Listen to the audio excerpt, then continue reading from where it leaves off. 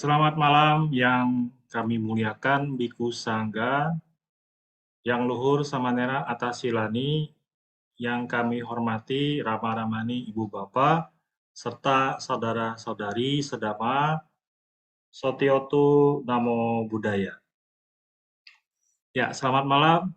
Sungguh berbahagia sekali kita pada malam hari ini dapat berjumpa kembali dalam acara Dhamma Sakaca Online yang diselenggarakan oleh Wihara Dhamma Meta Jember dan Wihara Dhamma Harja Banyuwangi. Ya, pada malam hari ini kita memasuki episode yang ke-25. Ya, sungguh berbahagia sekali kita pada malam hari ini akan bersama-sama berdiskusi Dhamma yang mengenai Madura Sutta, ya, penjelasan pertanyaan tentang kaum Brahmana yang akan disampaikan oleh Atasilani Gunanandini. Ya, sebelum acara kita mulai, selain itu kita juga dapat menyaksikan acara ini selain dari Zoom, dapat kita saksikan melalui YouTube Meta Jember secara live streaming ya. Bagi Bapak Ibu serta saudara-saudari sedama, bisa juga memberikan chat atau pertanyaan nanti pada saat sesi tanya jawab melalui kolom chat.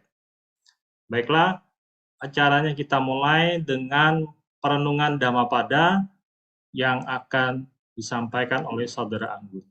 Pada Saudara Anggun, kami silakan. Dhammapada Brahmana Wakku Syair 387 Diwa Tapati Adico Ratima Bahati Candima Sanatoh Kahatiyo Tapati Jahayi Tapati Brahmano Ataha Sappamahorating Uttuho Tapati Tejasa,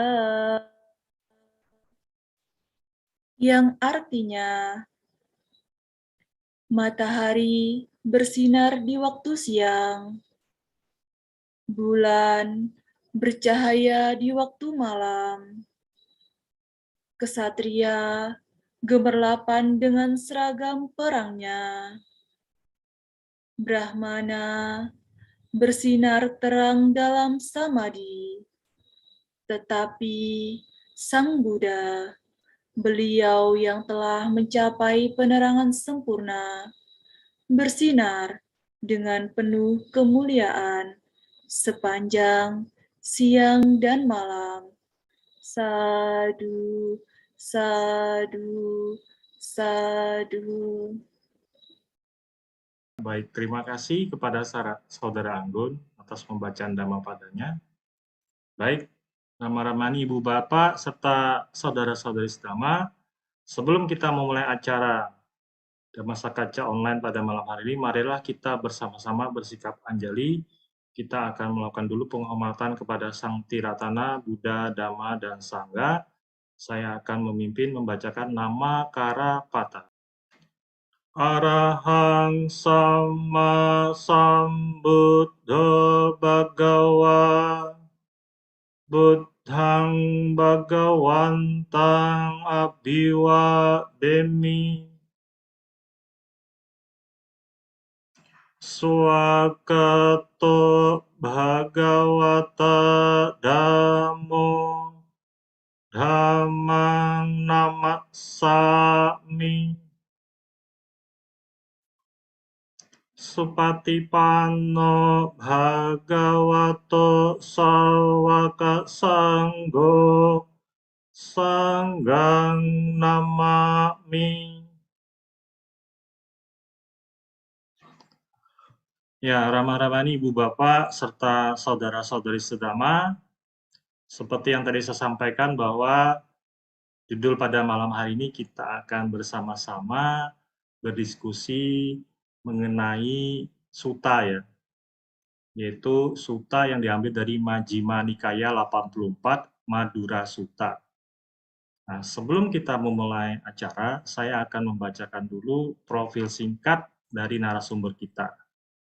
Ya, profil singkat dari narasumber kita yaitu Atasilani Gunanandini.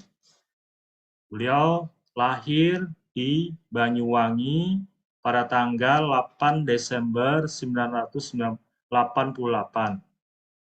Domisilinya adalah di Wisma Astinda, Tangerang. Tanggal penabisan 19 Agustus 2007, guru penabis Biku Kantidaro Mahatera.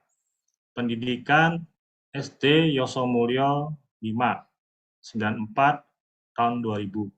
SMP Negeri 1 Genteng tahun 2000 sampai 2003, SMA Negeri 1 Genteng 2003-2006. STAB Kertarajasa di Batu tahun 2007 sampai 2011. STAB Sriwijaya Tangerang 2012 sampai 2014. STAB Semaratungga Pasca Sarjana Boyolali 2016 sampai 2019. Nah, pengalaman jabatan adalah Ketua Umum Pasati Persaudaraan Atasilani Indonesia di periode 2008 sampai 2011. Ketua Sisi Kehormatan BM STAB Kertarajasa periode 2008 sampai 2010. Kepala Perpustakaan STAB Kertarajasa periode 2016 sampai 2020. Ketua Umum Astinda Atasilani Theravada Indonesia periode 2017 sampai 2022. Nah, beliau juga melakukan karya tulis. Ada 4 buku, yaitu Ad Augusta per Augusta, Catatan Velugiri. 3, Kastria Mulia dan Putri Sakya. Demikianlah tubuh ini. Ya, kira-kira itu ya profil singkat dari Atasilani Gunanandini. Sebelumnya saya akan menyapa dulu kepada Atasilani Gunanandini. Selamat malam, Atasila. Ya, selamat malam, Rama Herman. Ya, sehat-sehat ya, Atasila. Sehat ya. Terima kasih. Ya, baik, Rama-Ramani Ibu Bapak.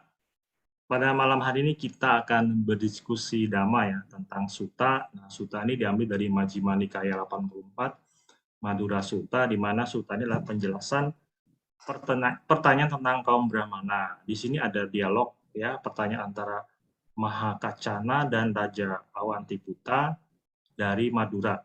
Nah, karena beliau nanti akan diskusinya di Madura. Ini bukan kota Madura ya, tapi ada hanya Madura. Iya, betul. Nah, kira-kira itu yang akan kita kita akan bahas pada malam hari ini. Nanti akan diceritakan oleh Sila tentang sutta ini. Kita bisa sama mendengarkannya. Apa kira-kira isi sutta ini nanti? Ya, kami silahkan untuk mulai acara ini. Ya. Baik, terima kasih banyak kepada Romo Herman yang sudah mengawali perjumpaan kita pada malam hari ini di sesi diskusi Dhamma secara online yang diselenggarakan oleh Wihara Dhamma Meta Jember dan juga bekerjasama dengan Wihara Dhamma Harja Banyuwangi.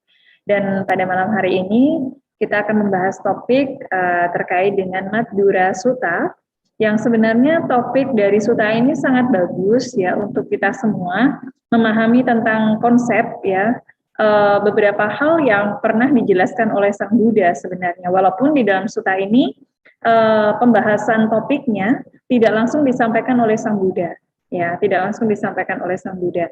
Hanya saja dari percakapan yang terjadi dari Bante Kacana dan juga Raja yang berasal dari Madura, Awantiputa, nanti kita akan mengetahui ya terkait dengan isi Madura Sutta yang akan kita bahas pada malam hari ini. Ya, baik, sebelum kita memulai ya pembahasan sutta, mari bersama-sama kita melakukan penghormatan kepada Tiratana. Namo tassa bhagavato arahato sama sambuddhassa. Namo tassa bhagavato arahato sama Sambuddhassa. Namo tassa bhagavato arahato sama sambuddhassa. Citang butang sukawahang te.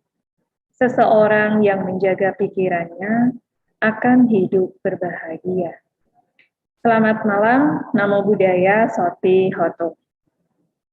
Ya, baik, seperti tadi yang sudah disampaikan oleh moderator kita, ya Romo Herman, dan juga sudah saya buka pada sesi awal, bahwa malam hari ini kita akan melakukan pembahasan tentang Madura Sutta. Ya, sebenarnya kalau kita melihat dari isi sutta ini, ada latar belakang atau tujuan yang ingin saya sampaikan. Kenapa pada malam hari ini kita membahas tentang Madura Sutta ini? Masih kental di lingkup kehidupan masyarakat, bahkan umat Buddha sendiri dalam hal keraguan-raguan terkait dengan ajaran Sang Buddha yang menyatakan bahwa Sang Buddha itu pada masa kehidupannya ya merevolusi ya sistem warna atau sistem kasta di lingkup masyarakat ya. Jadi nama lain dari sistem kasta itu adalah warna. Warna artinya juga warna ya, warna di masyarakat. Karena pada masa sebelum ajaran Buddha berkembang di masyarakat India, ya sistem kasta yang hidup atau yang sedang berkembang di lingkup peradaban masyarakat India kuno itu sangat kental sekali. Bahkan mereka tidak sedikit yang memiliki pandangan atau cara pandang terkait dengan sistem kasta ini, menganggap antara satu kasta dengan kasta yang lainnya itu ada perbedaan. Bahkan tidak sedikit di antara mereka yang menganggap kasta tertinggi ya itu menjadi salah satu kasta yang patut dihormati sebagai kasta yang memang perlu mendapatkan satu penghargaan khusus ya dibandingkan dengan kasta-kasta yang lain. Nah, di dalam lingkup kehidupan masyarakat saat ini pun juga masih berkembang cara pandang semacam itu, walaupun tidak begitu kentara. Ya, walaupun tidak begitu kentara, mereka mengaku atau memiliki satu keyakinan terhadap sistem kasta. Tetapi secara sosial kemasyarakatan, ya banyak di antara masyarakat pada umumnya ketika mereka lahir di keluarga yang kaya raya, kemudian yang terhormat, kemudian juga dalam kelompok silsilah keluarganya itu memiliki keturunan bangsawan dan lain sebagainya, menganggap dirinya itu unggul, menganggap dirinya itu tinggi, ya, menganggap dirinya itu memiliki satu potensi tersendiri, ya, penghargaan tersendiri untuk lebih merasa percaya diri di dalam lingkup masyarakat, atau bahkan bukan hanya sekedar percaya diri, tetapi menimbulkan satu potensi pembandingan ya dan juga penilaian ya terhadap potensi diri sendiri karena lahir dalam lingkup keluarga yang unggul ya di tengah-tengah keluarga yang terhormat, keluarga yang terpandang, keluarga dari keturunan Katia ataupun bangsawan. Nah, karena alasan seperti itu, ya masih kental juga di dalam lingkup kehidupan masyarakat ataupun juga di lingkup kehidupan umat Buddha sekalipun, maka malam hari ini saya ingin mencoba membahas tentang sutta ini yang sebenarnya lebih menekankan bagaimana cara pandang Buddhis dalam melihat kelompok masyarakat ya di dalam sistem kasta atau dalam sistem 4 warna. Ya, oleh karena itu saya akan coba membahas sutta ini dari awal untuk memudahkan kita juga memahami bahwa sutta ini sebenarnya adalah khotbah Sang Buddha yang menceritakan tentang percakapan Raja Awantiputa dan juga bersama dengan Bante Kacana. Ya. Nah, sutta ini diawali dengan pernyataan seperti ini. Demikianlah telah saya dengar, ya. Pada suatu ketika, Yang Mulia Mahakacana sedang menetap di Madura di hutan Bunda. Ya, Madura. Ya, istilah Madura ini tidak asing ya. Tadi di awal Romo Herman tanya, ini bukan Madura yang ada di Indonesia ya, Sila ya, bukan. Ya, tapi Madura ini merupakan nama wilayah juga Romo, ya di India, ya di hutan Bunda dikatakan begitu. Jadi Bante Mahakacana ini diceritakan di dalam zaman kehidupan Sang Buddha merupakan sosok biku yang sangat ternama, yang sangat terkenal. Terkenalnya karena apa? Karena beliau itu mampu memberikan penjelasan secara rinci, bahkan dalam satu istilah kata saja.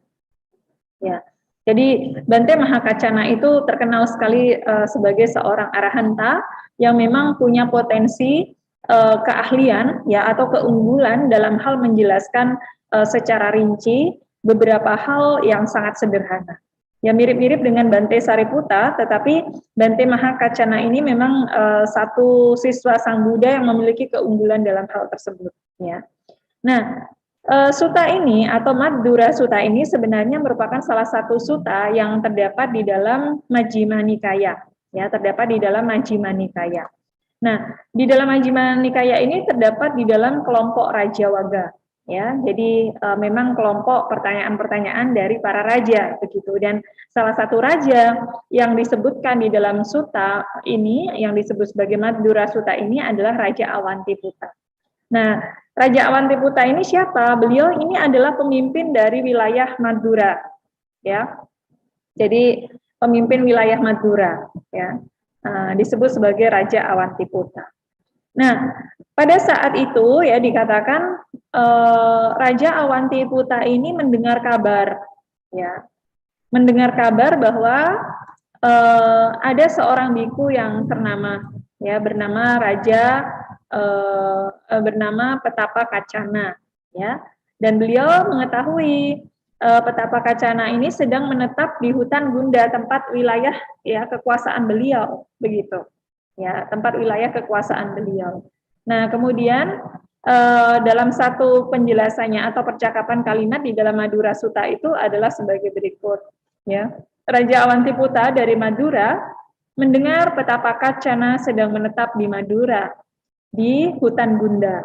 Ya, sekarang suatu berita baik sehubungan dengan Guru Kacana telah menyebar sebagai berikut.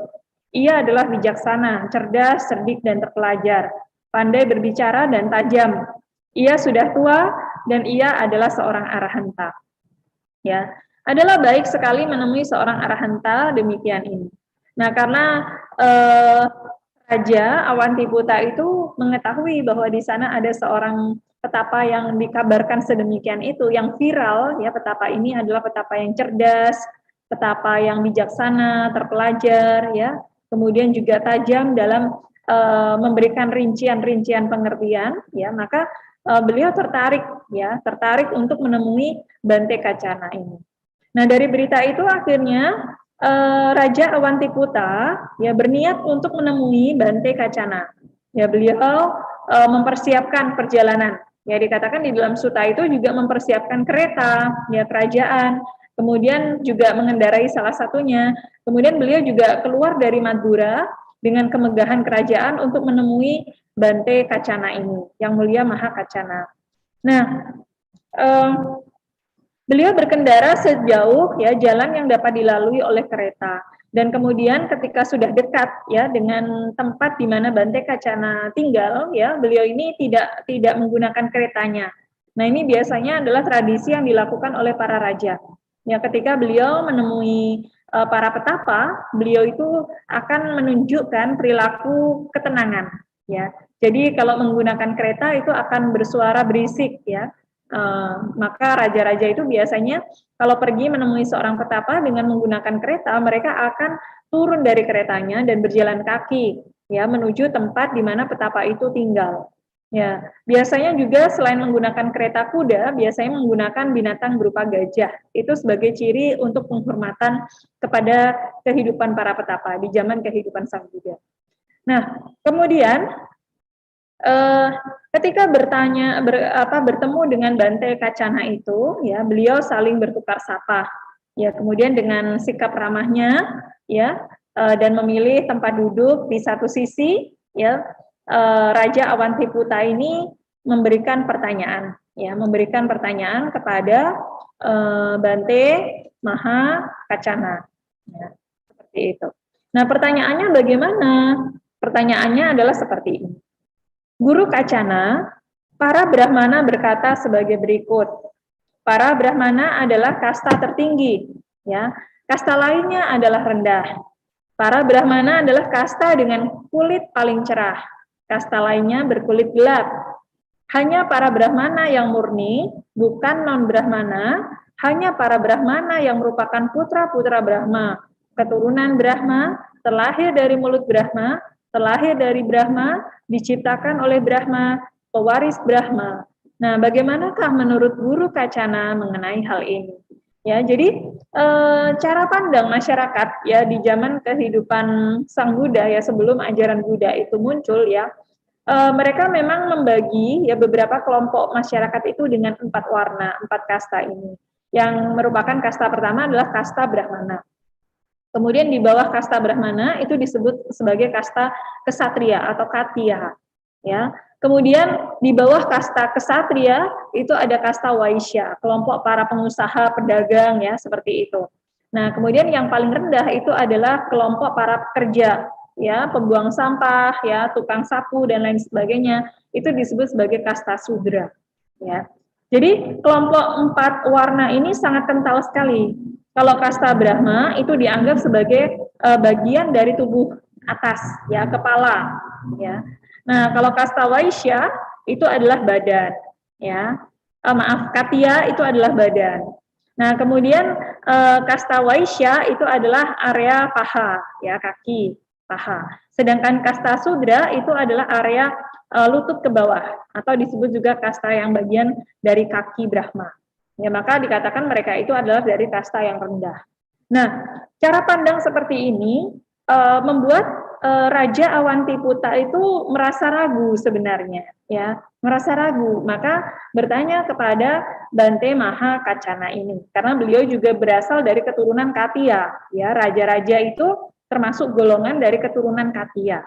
Dan raja sendiri merasa masih berada di dalam lingkup, ya, dalam strata sosialnya di bawah kaum Brahmana. Nah, bagaimana dengan pernyataan Guru Kacana dalam menjawab pertanyaan dari Raja Awantiputa ini? Nah, kemudian Bante Kacana menjawab seperti ini. Itu hanyalah peribahasa di dunia ini, Baginda, bahwa para Brahmana adalah kasta yang tertinggi dan sebagainya, pewaris Brahma. Dan ada satu cara untuk memahami bahwa pernyataan para Brahmana itu hanyalah peribahasa di dunia ini. Ya, jadi hanya sebuah perumpamaan saja, hanya sebuah gambaran-gambaran batin saja, istilahnya seperti itu. Tapi dalam kenyataannya sebenarnya tidak demikian. Ya, Bante Mahakacana ingin menjawab seperti itu. Jadi itu hanya sebuah peribahasa dalam lingkup masyarakat yang sebenarnya ketika dianggap sebagai kasta tertinggi, ya, kasta Brahmana itu sebagai kasta tertinggi, Bante Kacana ini menolak sebenarnya secara tidak langsung. Nah, tetapi penolakan Bante Mahakacana ini sangat indah ya di dalam sutta ini. Kenapa saya katakan sangat indah? Karena beliau itu tidak langsung secara frontal menyatakan bahwa pernyataan dari Raja Awantiputa terkait dengan kasta Brahmana itu adalah kasta tertinggi, paling unggul dan lain sebagainya, itu dianggap sebagai satu kesalahan, ya. Tapi dinyatakan oleh Bante Mahakacana itu sebagai peribahasa saja. Tetapi beliau kemudian memberikan beberapa pertanyaan seputar dengan pembuktian bahwa apa yang dikatakan oleh Raja Awantiputa terkait dengan kasta Brahmana itu adalah hanya sebagai peribahasa saja. Nah, pertanyaannya ini sangat bagus ya untuk menjadi perenungan ya bersama kita sebagai manusia yang hidup di lingkup sosial masyarakat. Nah, bagaimana pertanyaan-pertanyaan yang diajukan oleh ya Bante Mahakacana terhadap raja. Ya. Nah, pertanyaan pertama itu berhubungan tentang 4 kasta. Ya. Di sini mencoba saya rangkum. Jadi pertanyaan poin pertama yang ditanyakan oleh Raja Awantiputa adalah oleh Bante Mahakacana adalah terkait dengan apakah 4 kasta itu dapat dihormati dan dihargai. Ya. Kalau di antara mereka, ya istilahnya punya potensi ya untuk dihargai. Artinya apa? Mereka memiliki kemakmuran, kemudian memiliki perbuatan benar, ya punya semangat bangun pagi, kemudian bekerja, berkarya, makmur dalam kekayaan, kemudian juga dilayani dengan baik dan menyenangkan. Apakah itu hanya milik dari kelompok kaum Brahmana saja? Ya, apakah seandainya ya dari kelompok kaum Katya mereka juga memiliki satu tindakan yang baik, kemudian juga makmur dalam hal kekayaan, kemudian juga dilayani dengan baik, apakah mereka tidak patut untuk dihormati dan dihargai? Sama halnya misalnya kelompok para pengusaha dan pedagang. Kalau mereka itu adalah kelompok orang-orang yang setiap harinya ya punya semangat, ya makmur dalam hal kekayaan, kemudian juga melakukan tindakan-tindakan yang benar, ya, dan dapat dilayani dengan baik serta menyenangkan. Apakah mereka tidak patut untuk mendapatkan penghormatan dan penghargaan? Ya, seperti itu. Ya, demikian juga kalau dia pun sebenarnya lahir di lingkup kelompok kaum Sudra. Seandainya mereka ada kaum pembuang sampah sekalipun, ya istilahnya itu seandainya mereka itu punya kemakmuran, ya punya kemakmuran, kemudian juga bisa bekerja keras, kemudian juga mereka dapat dilayani oleh orang lain dengan baik. Apakah mereka juga tidak patut untuk dihargai dan dihormati? Ya kurang lebihnya pengertiannya seperti itu. Hanya saja di dalam sutta ini, ya beliau bertanya kepada Bante kepada Raja Awantiputa, ya. Bagaimana menurutmu Baginda, jika seorang mulia makmur dalam kekayaan, hasil panen, perak atau emas, adakah para mulia yang akan bangun sebelum dirinya dan tidur setelah dirinya, yang ingin melayaninya dan berusaha menyenangkannya dan berkata-kata manis dengannya? Dan adakah para brahmana, para pedagang, dan para pekerja yang akan melakukan hal serupa? Pasti ada, ya. Intinya kalau seseorang dalam kehidupannya itu mau berjuang, berusaha, ya, memiliki kekayaan, kemudian juga mendapatkan pelayanan, ya, mereka pun juga akan dihormati dan dihargai. Ya, kita mengetahui bahwa tidak hanya kaum Brahmana saja yang dihargai sebagai guru spiritual, tapi kalau para raja, ya, bahkan juga perdana menteri, ya, orang-orang di istana, bahkan punggawa istana saja, istilahnya kalau mereka punya potensi kehidupannya makmur dalam hal kekayaan dan lain sebagainya, masih memungkinkan untuk mereka itu bisa dihormati dan dihargai. Termasuk para pengusaha, ya. Di Indonesia sendiri para pengusaha itu ya mendapatkan tempat khusus juga, ya mendapatkan penghormatan dan penghargaan juga. Kenapa? Karena dari usahanya itu beliau memiliki kekayaan. Dari kekayaan mereka gemar membantu, gemar berbuat baik, ya.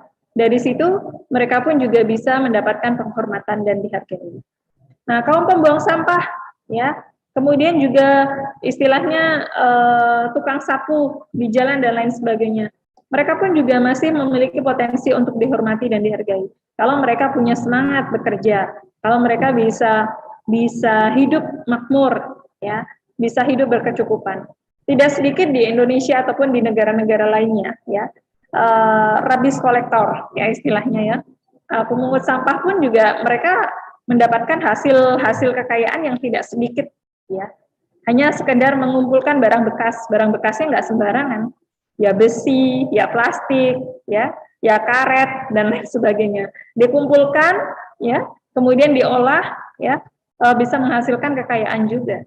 Jadi tidak sedikit orang-orang yang bahkan dari kaum rendah pun juga mereka bisa mendapatkan satu penghormatan dan penghargaan. Nah, maka dikatakan bahwa kaum Brahmana itu hanyalah satu-satunya kaum yang bisa mendapatkan penghormatan, penghargaan, itu dikatakan hanya sekedar peribahasa saja oleh Bante Kacana, ya.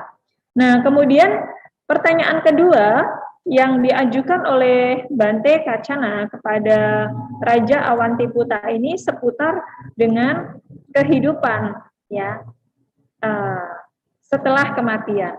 Ya. Jadi pertanyaan kedua yang diajukan oleh Bante Kacana kepada Raja Awantiputa ini berhubungan dengan bagaimana 4 kasta dapat lahir di alam buruk, karena mereka memiliki potensi untuk lahir di alam buruk. Ya, artinya apa?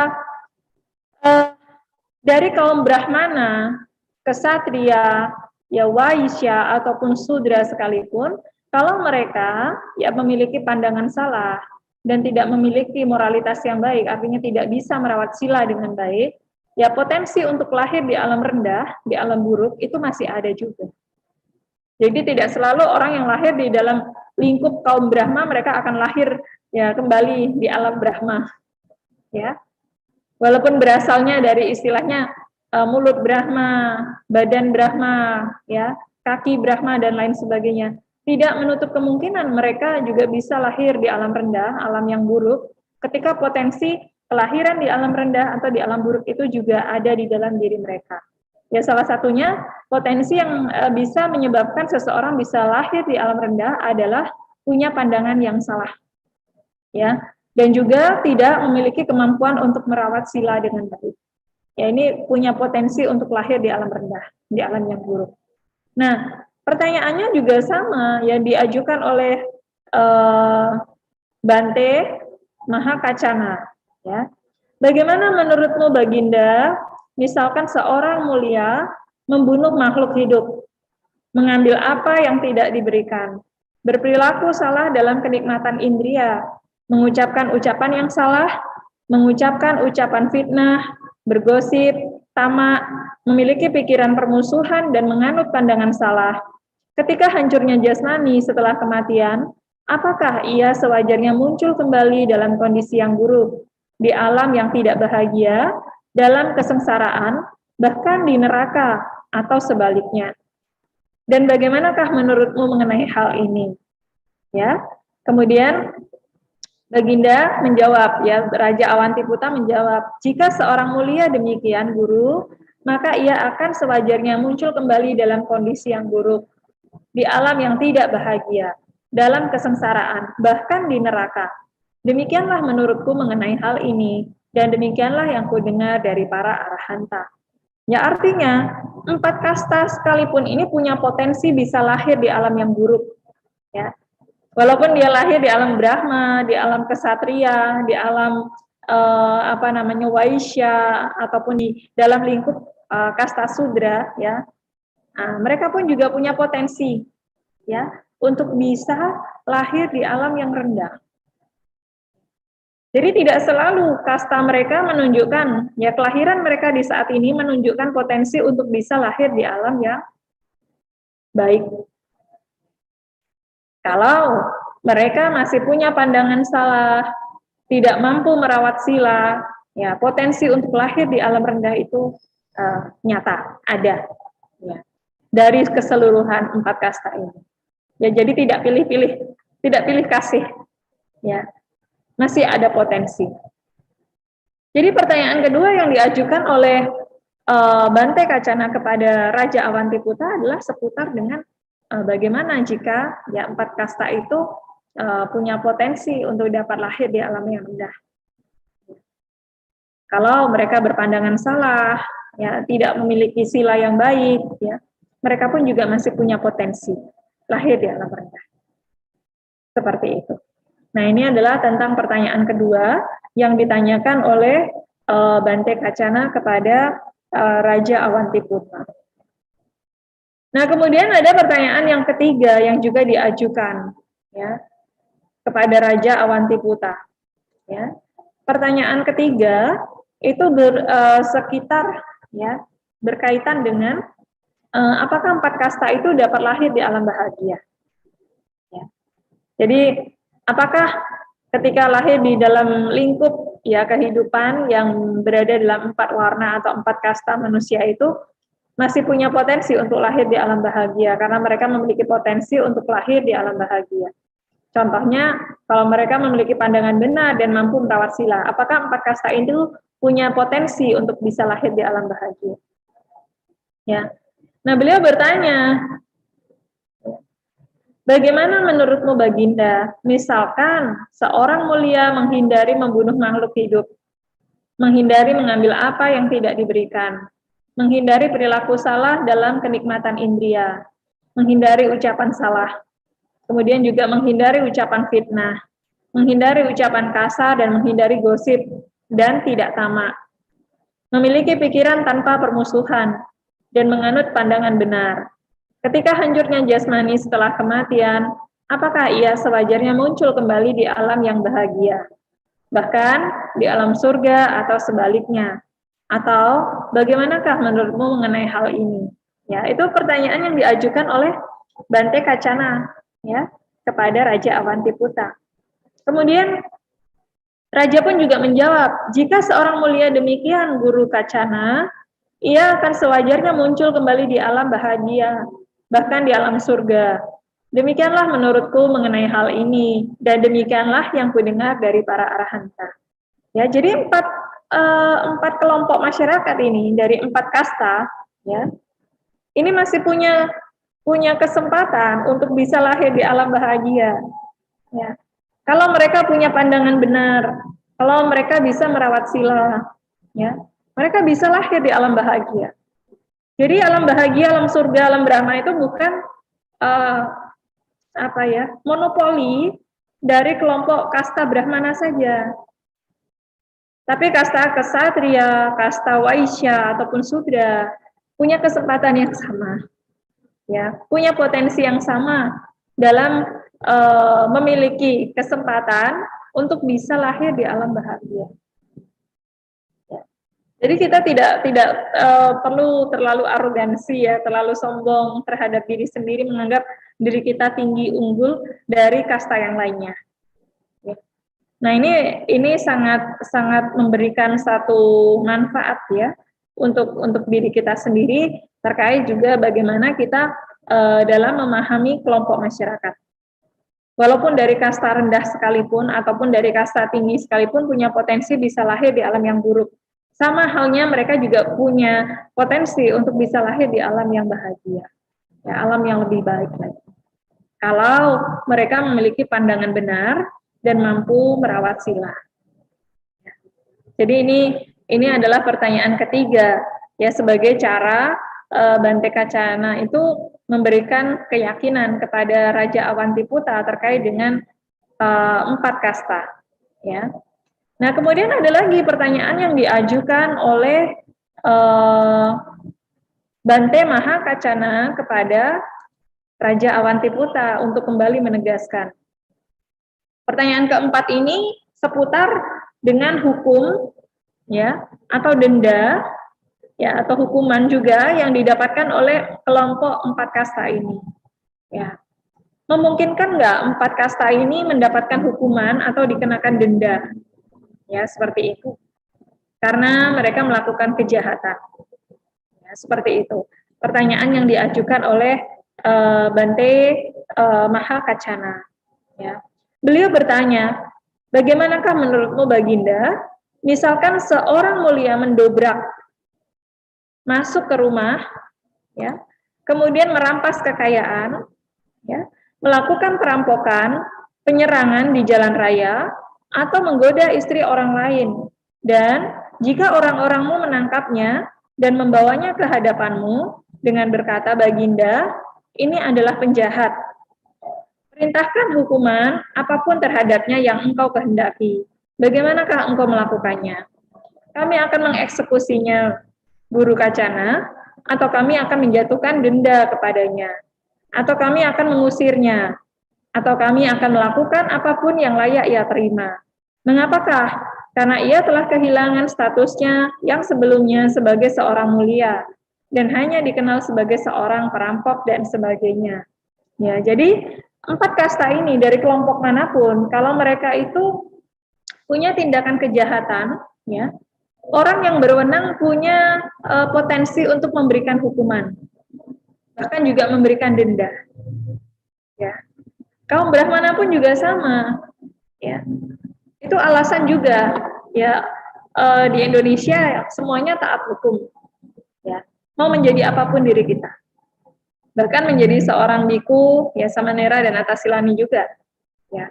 Maka jangan heran kalau di Indonesia, ya, ada aturan-aturan khusus untuk para bikunya, ya, samanera dan atasilani, ya, dalam hal yang mungkin tidak terdapat di dalam Winaya. Tapi itu untuk menghindari, ya, potensi munculnya hukuman dan denda. Contohnya apa? Ya, di Indonesia para biku, ya, khususnya yang di bawah binaan Sangga Theravada Indonesia, ya, tidak boleh, ya, mengendarai mobil sendiri, ya. Ini potensinya kalau di tempat umum ya, di tempat sarana umum. Ya. Kenapa? Sebenarnya itu tidak ada di dalam Winaya, hanya diberikan peraturan khusus supaya menghindari bahaya. Nanti kalau terjadi kecelakaan, ya bahkan sampai mengalami potensi sakit yang parah atau bahkan juga kematian, ya menghindari terjadinya pelanggaran-pelanggaran yang sangat berat, ya. Nah nanti kalau tidak lucu kalau misalkan ada biku Samanera dan Atasilani di Indonesia mengendarai mobil sendiri kemudian nabrak orang sampai meninggal, ya dikenakan hukuman di penjara dan lain sebagainya, ya. Nah maka untuk menghindari potensi itu ya dibuatlah sebuah aturan.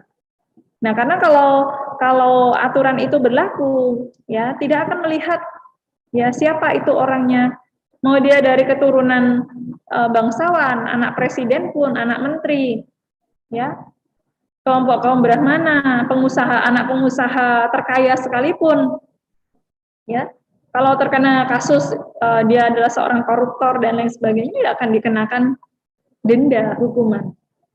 Ya. Dan ini sangat jelas ya di dalam suta ini bahkan dinyatakan dengan tegas. Ya walaupun dari sisi jawabannya itu dari pertanyaan-pertanyaan yang diajukan. Ya. Nah inilah keindahan dari Madura Sutta yang disampaikan secara tersirat oleh Bante Kacana dari pertanyaan beliau kepada Raja Awantiputa. Ya, jadi 4 kasta itu masih punya potensi untuk mendapatkan hukuman, bahkan juga dikenakan denda kalau mereka melakukan tindak kejahatan seperti merampok dan lain-lain. Ya, nah ini pertanyaan Bante Kacana kepada Raja Awantiputa.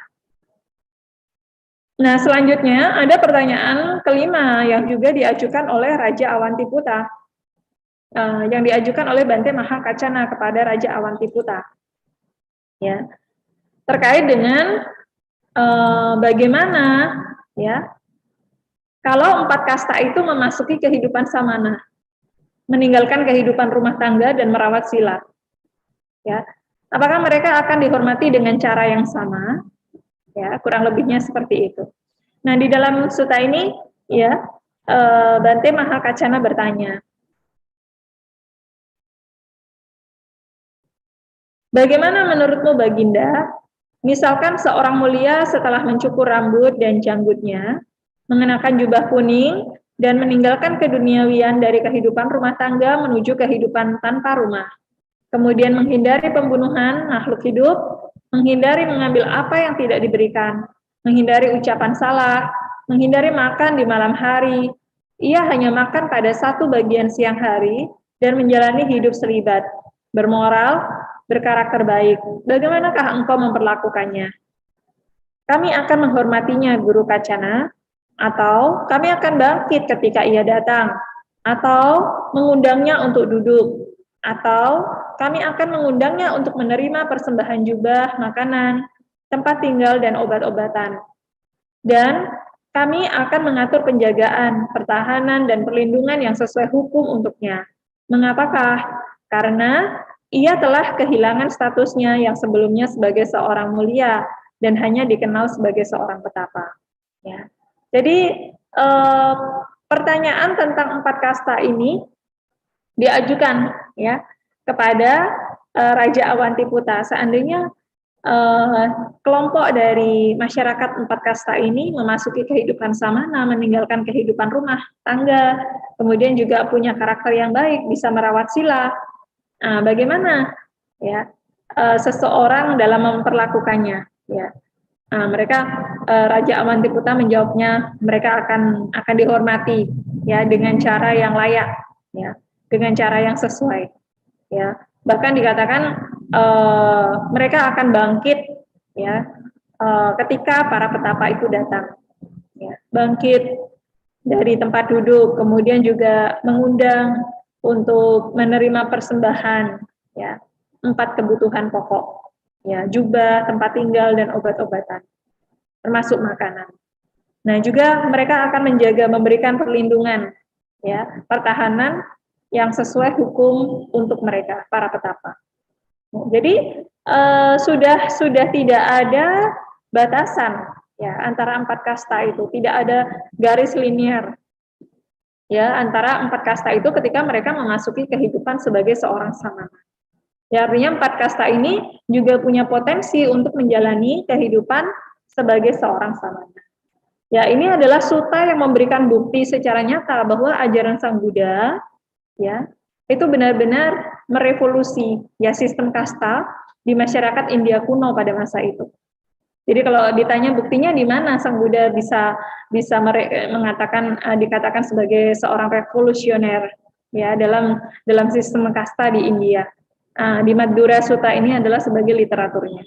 Ya. Madhura Sutta ini sebagai literasinya. Ya.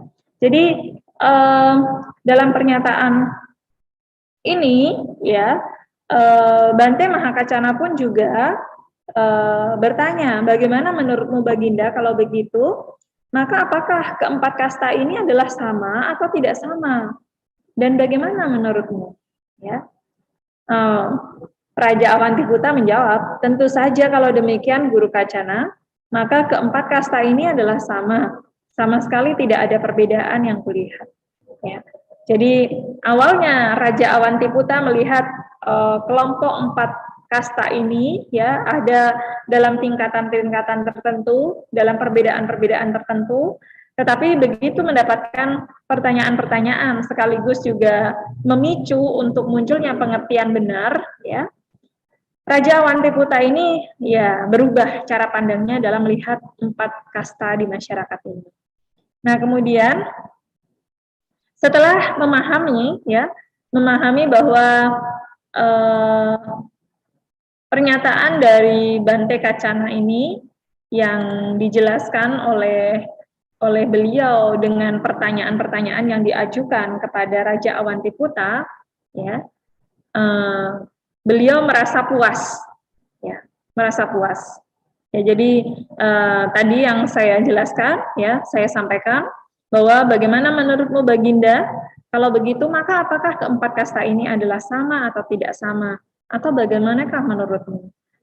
Beliau menjawabnya, tentu saja kalau demikian Guru Kacana, maka keempat kasta ini adalah sama sekali tidak ada perbedaan yang kulihat. Itu juga adalah satu cara Baginda untuk memahami bagaimana bahwa pernyataan para Brahmana itu hanyalah peribahasa di dunia ini. Ya, jadi bukan sebuah fakta nyata yang dikatakan sebagai kaum Brahmana itu adalah kelompok dari mulut Brahma, yang lahir dari mulut Brahma dan lain sebagainya. Tapi itu hanya sebuah perumpamaan, sebuah peribahasa yang berkembang di masyarakat India kuno pada masa itu. Nah, kemudian Raja Awantiputa karena rasa puasnya, ya, menyatakan berlindung kepada Bante Kacana, ya. Tapi Bante Kacana menganjurkan untuk berlindung kepada Sang Buddha. Jadi Bante Kacana menganjurkan Raja Awantiputa. Ini pun juga masih dengan kerendahan hati beliau, ya. Walaupun beliau seorang arahanta sekalipun, ya, tidak langsung serta-merta ketika ada seorang raja yang menyatakan perlindungan kepada beliau, bahkan beliau masih menganjurkan untuk berlindung kepada Sang Buddha. Ya, sebagai guru beliau ini bentuk rasa hormat murid kepada guru. Ya, jadi tidak arogansi terhadap potensi yang sebenarnya beliau miliki juga. Ya, nah kemudian setelah Raja Awantiputa ini dianjurkan untuk berlindung kepada Sang Buddha, ya, di pernyataan terakhir sutta ini ditutup dengan, jika kami mendengar bahwa Sang Bagawa berada 10 liga jauhnya, maka kami akan pergi sejauh 10 liga untuk menemui Sang Bagawa yang sempurna dan tercerahkan sempurna. Jika kami mendengar bahwa Sang Bagawa berada 20 liga, 30 liga, bahkan sampai 50 liga, 100 liga, maka kami akan pergi sejauh 100 liga untuk menemui Sang Bagawa yang sempurna dan tercerahkan sempurna. Tetapi karena Sang Bagawa telah mencapai nibbana akhir, maka kami berlindung pada Sang Bagawa itu, dan kepada Dhamma, dan kepada Sangga para biku. Sejak hari ini, sudilah Guru Kacana mengingatku sebagai seorang umat awam yang telah menerima perlindungan seumur hidup. Ya, nah inilah pernyataan Raja Awantiputa yang pada saat itu akhirnya juga berlindung pada Kiratana. Ya, ini terdapat di dalam Madhura Sutta yang sebenarnya menjelaskan tentang kisah Raja Awantiputa menyatakan perlindungan kepada Tiratana karena memahami tentang 4 jenis kelompok masyarakat, ya, mengubah cara pandang beliau terhadap pembandingan terhadap 4 jenis kasta ya di masyarakat, ya. Nah, suta ini sangat indah, sangat bagus sekali. Kalau nanti di antara ibu bapak ya mau membacanya ulang boleh, ya silahkan dicari literaturnya di dalam Madura Sutta Majjhima Nikaya, kelompok dari Raja Waga, ya mulapanya sekali. Oke. Ya, sekian yang bisa saya sampaikan. Jika ada masih keraguan-raguan ya atau hal-hal yang sekiranya belum jelas, ya boleh didiskusikan dalam sesi diskusi malam hari ini. Terima kasih atas perhatiannya, anumodana untuk semuanya. Saya kembalikan lagi kepada moderator. Ya, terima kasih. Ya, terima kasih. Luar biasa sekali ya penjelasan dari Sila mengenai Madura Sutta ya. Ternyata Madura Sutta itu suatu tempat ya, bukan di kota Madura, tapi itu di zaman Sang Buddha. Madura itu adalah di hutan Buddha tadi ya, Sila bilang. Iya, betul. Ada istilah namanya sama ya. Di Indonesia ada Madura di Indonesia. Madura. Kalau di sana Madura, ya, Madura. Ya mirip-mirip Sila. Jadi dikira kota Madura. Ini Madu. Oh, gitu. Hanya. Ya ini menarik sekali ya Sila mengenai Sutta ini ya, karena tadi dijelaskan bahwa di zaman Sang Buddha itu kan terkenal dengan adanya kasta ya, 4 kasta tadi dijelaskan, Brahmana, Kastriya, Vaishya sama Sudra ya, jadi 4 kasta itu. Nah di mana memang di zaman Sang Buddha tadi dijelaskan bahwa ternyata Brahmana itu kan yang paling tinggi, jadi mereka merasa bahwa Brahmana itu yang perlu dihormati ya kan, bisa mencapai mungkin satu tingkat yang lebih tinggi. Nah, ternyata setelah dijelaskan oleh Bante Kacana itu ternyata membuat Raja Awantiputa itu berubah ya cara berpikirnya itu.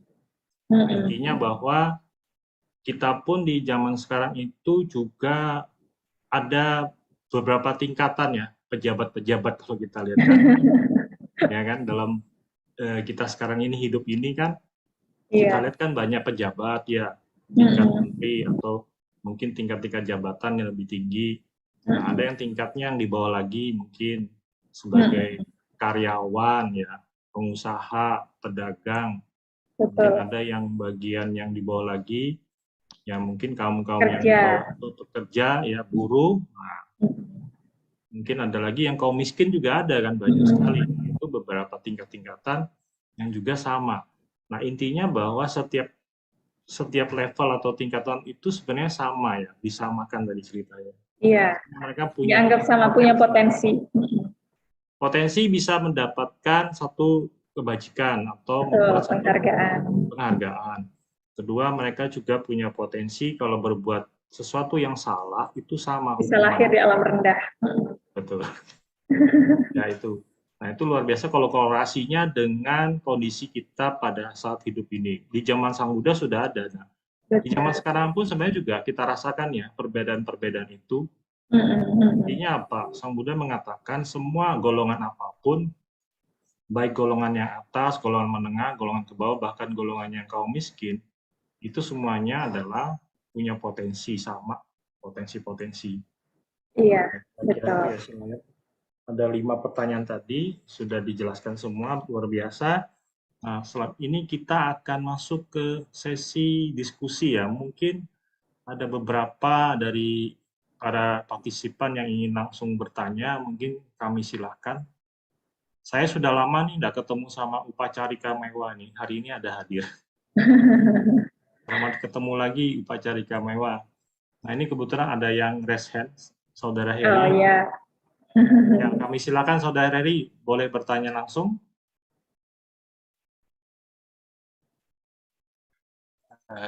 Namo Buddhaya atas Silani. Iya, Namo Buddhaya, Ko Heri. Dari Mahakacana kita lihat bahwa asalnya beliau ditanya dulu, baru menjawab. Kalau tidak ditanya, dia enggak menjawab gitu. Kemudian kalau dari sisi penanya, ini bagaikan penanya yang mengosongkan gelasnya dulu, karena kan dia bicara nggak menggunakan apa ibaratnya kegigihan ilmu yang dia peroleh, tapi dia buka luas gitu. Jadi seperti mengkosongkan gelas dulu, baru bertanya. Terkadang ini, saya mau tanya dari sisi ibaratnya si penjawab dan si penanya.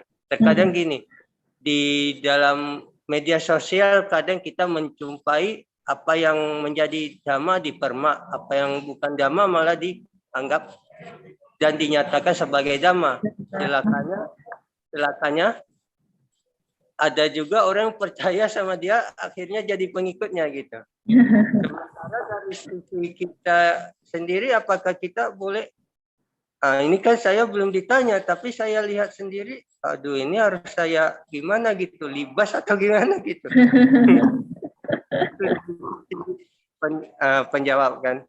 Dari sisi penanya, kadang ada orang bertanya, tapi dia nggak mau kosongkan gelas. Jadi kalau tidak tumpah gitu, terakhir jadinya mau berantem sama kita. Tidaklah. Jawabannya itu salah, saya yang benar. Ya. Gimana kalau kita diposisikan sebagai penanya, baiknya gimana gitu? Oke. Ya, pertanyaannya sebenarnya satu ya berarti ya, Ko Heri ya.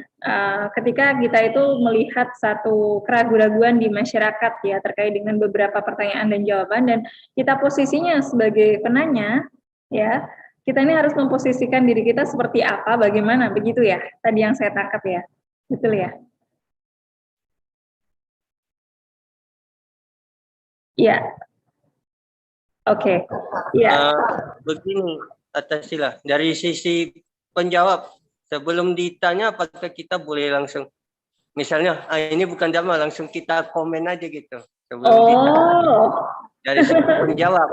Kemudian dari sisi penanya, bagaimana tips yang benar untuk penanya. Jadi ini sisi penjawab dan sisi penanya, ibaratnya telapak tangan ini. Ini apa, Ko Heri ini mau mencari pertanyaan yang pas dan mau menemukan jawaban yang sesuai ya sebenarnya ya berarti. Ya, kalau kita menjadi sisi seorang yang menjawab ya istilahnya ketika ditanya sesuatu dalam menjawab beberapa hal itu memang ada potensi beberapa cara yang diajarkan secara dhamma ya. Sang Buddha sendiri juga ada beberapa teknik dalam menjawab sesuatu. Ada dengan cara diam, ya. Ada dengan cara menjawab secara singkat, ya. Ada dengan cara menjawab secara rinci, ya. Ada dengan cara kembali bertanya, ya. Jadi menegaskan kembali. Nah, itu adalah beberapa teknik yang disampaikan oleh Sang Buddha dalam menanggapi beberapa pertanyaan juga yang diajukan kepada beliau. Ya, beliau biasanya akan diam ketika pertanyaan itu memang tidak bisa dipahami oleh sisi penjawab. Ya, artinya si penanya ini masih belum mengosongkan pikirannya. Ya, istilahnya masih berputar-putar pertanyaannya. Ya, banyak pertanyaan tentang seputar dunia, banyak pertanyaan tentang kapan awal dunia dan lain sebagainya. Sebagian besar Sang Buddha itu tidak memberikan jawaban ya dengan diam. Tapi diam itu adalah jawaban sebenarnya. Ya, diam itu adalah jawaban. Nah, kemudian juga ada beberapa cara Sang Buddha dengan menjawab dengan satu jawaban yang singkat, ya, seperti benar, awuso, seperti itu, ya, atau tidak, ya, atau iya saja, begitu ada juga, ya, di beberapa sutta. Kemudian ada yang dijawab oleh Sang Buddha dengan jawaban yang rinci. Jadi banyak beberapa sutta di Digha Nikaya khususnya ya, itu jawaban-jawaban Sang Buddha secara rinci juga, penjelasan-penjelasannya. Di Majjhima Nikaya juga banyak. Ya, itu ada jawaban-jawaban yang dijawab secara rinci. Ya, seperti itu. Tapi ada juga Sang Buddha dalam memberikan satu jawaban, ya, itu dengan bertanya balik. Ya, tekniknya seperti Bante Kacana ini tadi saat ditanya oleh Raja Awantiputa ya tentang pernyataan terkait dengan kaum Brahmana. Ya. Nah, Raja Awantiputra bertanyanya panjang, tapi tidak dijawab dengan jawaban yang singkat oleh Bante Mahakacana, bahkan malah ditanya balik, ya. Bagaimana menurutmu Baginda? Ditanya pendapatnya, ya. Nah, dari situ sebenarnya kita diajak untuk berpikir kembali terkait dengan pernyataan atau pertanyaan yang disampaikan. Dan hal itu juga memicu orang untuk berpikir secara clear, ya, secara jelas dalam memandang banyak hal, ya, seperti itu. Nah, dalam kondisinya Raja Awantiputra ini juga seorang raja yang cerdas, ya, seorang raja yang bukan sembarangan, ya, sehingga begitu ditanya dengan beberapa pertanyaan yang diajukan oleh Bante Mahakacana ini, beliau langsung menangkap dan bisa memberikan jawaban itu. Dan jawaban itulah yang sebenarnya dibutuhkan oleh Raja Awantiputra, ya, untuk mengetahui bagaimana cara pandang, ya, Bante Mahakacana ini terlihat dalam melihat, ya, 4 sistem kasta atau 4 sistem warna itu di masyarakat. Nah, bertanya ulang. Nah, hal itu juga bisa kita gunakan sebagai teknik, ya, dalam menjawab satu pertanyaan dari siapapun itu, ya. Ada yang bisa cukup kita jawab iya, tidak, ya. Ada yang cukup tidak kita jawab, kita diamkan saja, gitu, ya. Ada yang bisa perlu dijawab secara rinci, ya. Ada yang memang cukup ditanya balik, akhirnya dia mengerti, ya, seperti itu. Jadi ada metode yang digunakan oleh Sang Buddha dalam menjawab. Nah, kemudian ada juga kalau seputar dengan pertanyaan, ya, bagaimana cara kita mengajukan sebuah pertanyaan, ya. Mengajukan sebuah pertanyaan itu juga ada tekniknya, ya, ada caranya, ya. Tujuannya ini untuk apa dulu juga pertanyaannya itu? Apakah untuk memastikan kebenaran, ya, atau untuk mendapatkan penjelasan, ya, atau untuk kepuasan logika kita, kepuasan ego berpikir kita, ya. Banyak juga di zaman kehidupan Sang Buddha orang-orang yang sedemikian itu juga dalam hal mengajukan pertanyaan. Jadi untuk memastikan kembali, ya, Sang Buddha seperti misalkan juga bertanya kepada para siswa, ya, jika sesuatu yang berubah itu adalah tidak bisa dipertahankan, ya, tidak bisa bertahan lama, istilahnya begitu. Apakah hal itu patut dilekati, kayak gitu? Itu sebenarnya penegasan. Sang Buddha sudah mengetahui hal itu, tapi ditanyakan ulang kepada para siswa. Ya, tujuannya untuk menegaskan, meyakinkan kembali. Ya. Kemudian juga ada pertanyaan yang tujuannya adalah untuk memberikan satu pemikiran kembali juga, ya, bagi orang yang menyatakan satu pernyataan tertentu. Ya, contohnya misalkan ketika kita diberikan pertanyaan tentang alam dewa misalkan, ya, ada di dalam Cula Tanha Sangkaya Sutta itu. Ya, misalkan Dewa Saka ditanya ulang oleh Bante Mahamoggallana, ya, mengerti tidak penjelasannya Sang Buddha tadi, ya, dites oleh Bante Moggallana, ya, apa yang disampaikan oleh Sang Buddha tahu nggak, gitu, ya. Kemudian Dewa Saka ini bilangnya iya saya tahu, gitu, tahu tapi masih menyenangi alam dewa, gitu, ya, akhirnya diketarkan alam dewanya untuk menumbuhkan keyakinan. Nah, itu juga Bante Moggallana itu sebenarnya pengen mengetahui penjelasan Dewa Saka itu seperti apa, begitu, ya. Ngecek ulang juga sama. Kadang orang-orang juga bertanyanya itu tujuannya adalah untuk mengecek, ya, pernyataan ini sebenarnya benar-benar dipahami atau tidak, begitu. Nah, kemudian juga ada pertanyaan yang tujuannya hanya untuk kepuasan ego, ya. Kepuasan ego itu contohnya misalkan pertanyaan-pertanyaan yang diajukan oleh para kelompok kaum Brahmana Baka zaman dulu, ya, punya pandangan salah. Dia mengajukan beberapa pertanyaan itu supaya dianggap apa yang menjadi pola pikirnya dia, cara pandangnya dia itu dianggap paling benar, gitu, ya. Berani menantang Sang Buddha dari beberapa pertanyaan. Ya, itu untuk memuaskan ego saja sebenarnya, untuk kepuasan dirinya dalam mendapatkan jawaban-jawaban dari Sang Buddha. Sampai Sang Buddha itu tidak bisa menjawab. Ya, alasannya begitu. Jadi berdebat itu alasannya hanya untuk menguji Sang Buddha itu sampai nggak bisa jawab begitu ya. Tapi Sang Buddha lebih cerdas ya dalam melihat pertanyaan-pertanyaan itu, sehingga Sang Buddha pun juga punya kecerdasan dalam hal menjawab ya sisi pertanyaan itu. Nah, maka kalau kita mau mengajukan pertanyaan, kita harus ngecek dulu ya motivasi tujuan dari kita bertanya itu untuk apa. Apakah mau membuktikan bahwa maaf dalam arti ini pernyataan ini adalah dhamma, pernyataan ini adalah bukan dhamma. Ya, kalau mau seperti itu boleh kok ya bertanya ulang ya dengan pernyataannya kemudian dijelaskan kembali begitu.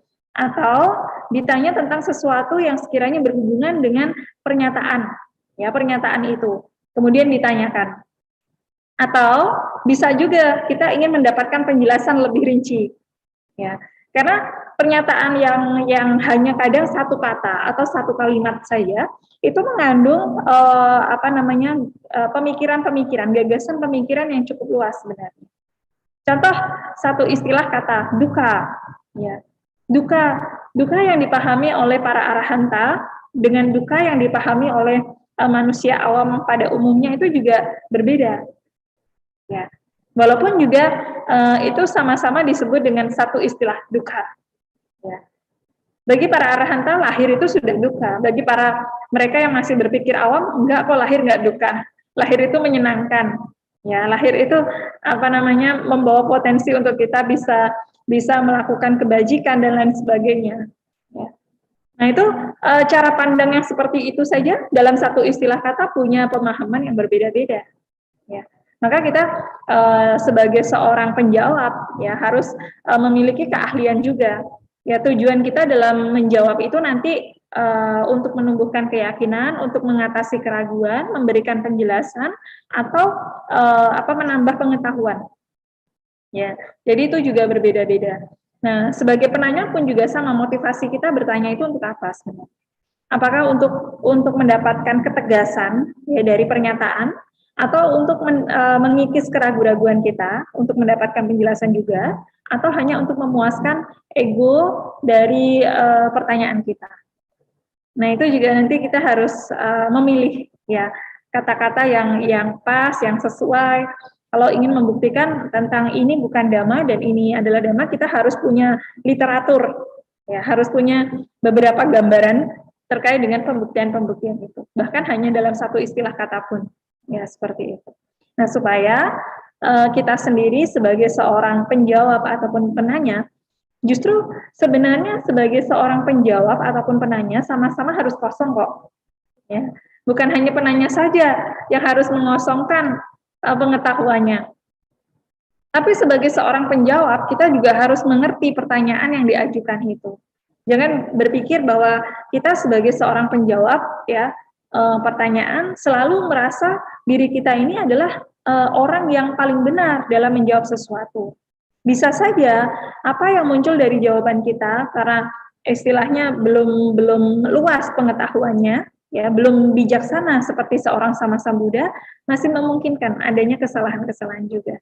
Maka kita benar-benar harus juga membuka cara pandang kita sebagai seorang penanya ataupun penjawab. Jadi bukan hanya yang mengosongkan pikiran itu atau ide gagasan itu bukan hanya seorang penanya saja, tapi seorang penjawab pun juga sama dalam memahami prinsip-prinsip pertanyaan dan juga dari jawaban yang kita berikan. Ya, seperti itu ya, Koheri ya. Oke, semoga bisa dipahami ya. Terima kasih. Terima kasih Romo. Ya, baik. Terima kasih Saudara Eri pertanyaannya ya. Ya baik, Rama-Rama Ibu Bapak serta saudara-saudari sedama baik yang ada di Zoom maupun di YouTube. Kalau ada yang bertanya bisa langsung chat atau raise hand. Tapi ini tambah seru ya, sila. Nah, sementara kita break dulu ya biar dari partisipan bisa mengumpulkan pertanyaan. Kita akan break dulu, kita akan mendengarkan lagu Buddhis yang akan dibawakan oleh Saudari Beatrice Pramana. Ya.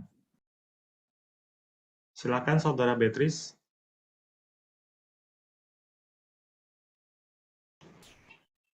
Malam Anumodana untuk semuanya.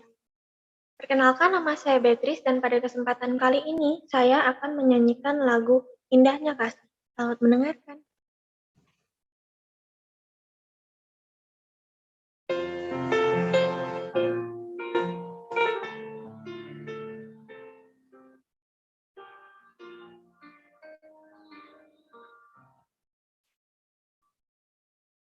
Betapa indahnya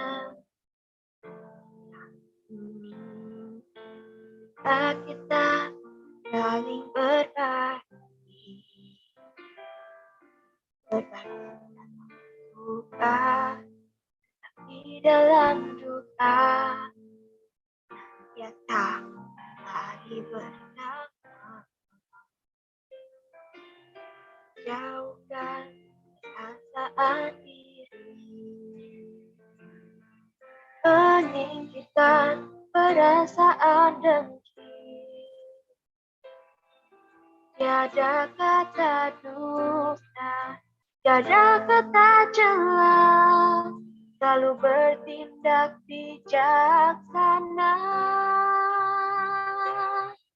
sebarkan cinta kasih samaikan rasa empati bulatkan tekad di hati jauhkan rasa dengki indahnya cinta dan kasih sayang rasa bahagia pastikan tercela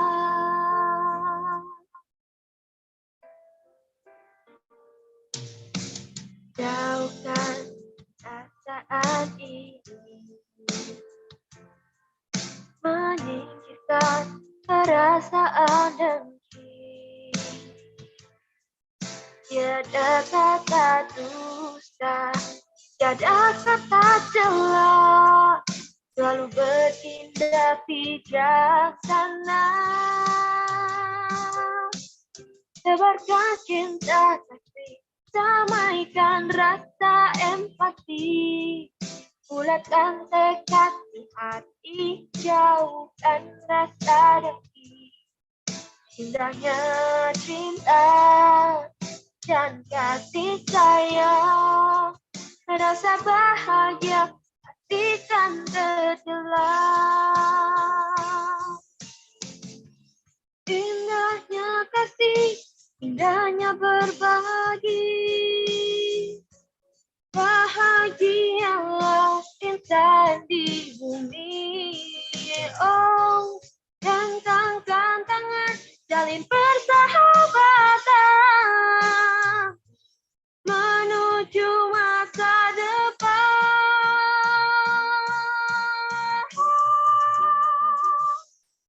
sebarkan cinta samaikan rasa empati bulatkan tekad di hati jauhkan rasa dengki indahnya cinta dan kasih sayang rasa bahagia pastikan tercela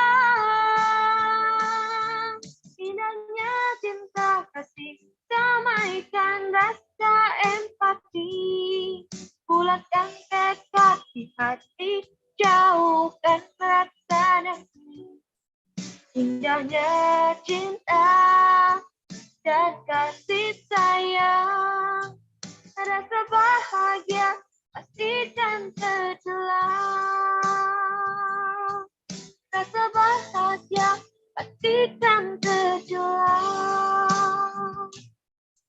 rasa bahagia pastikan tercela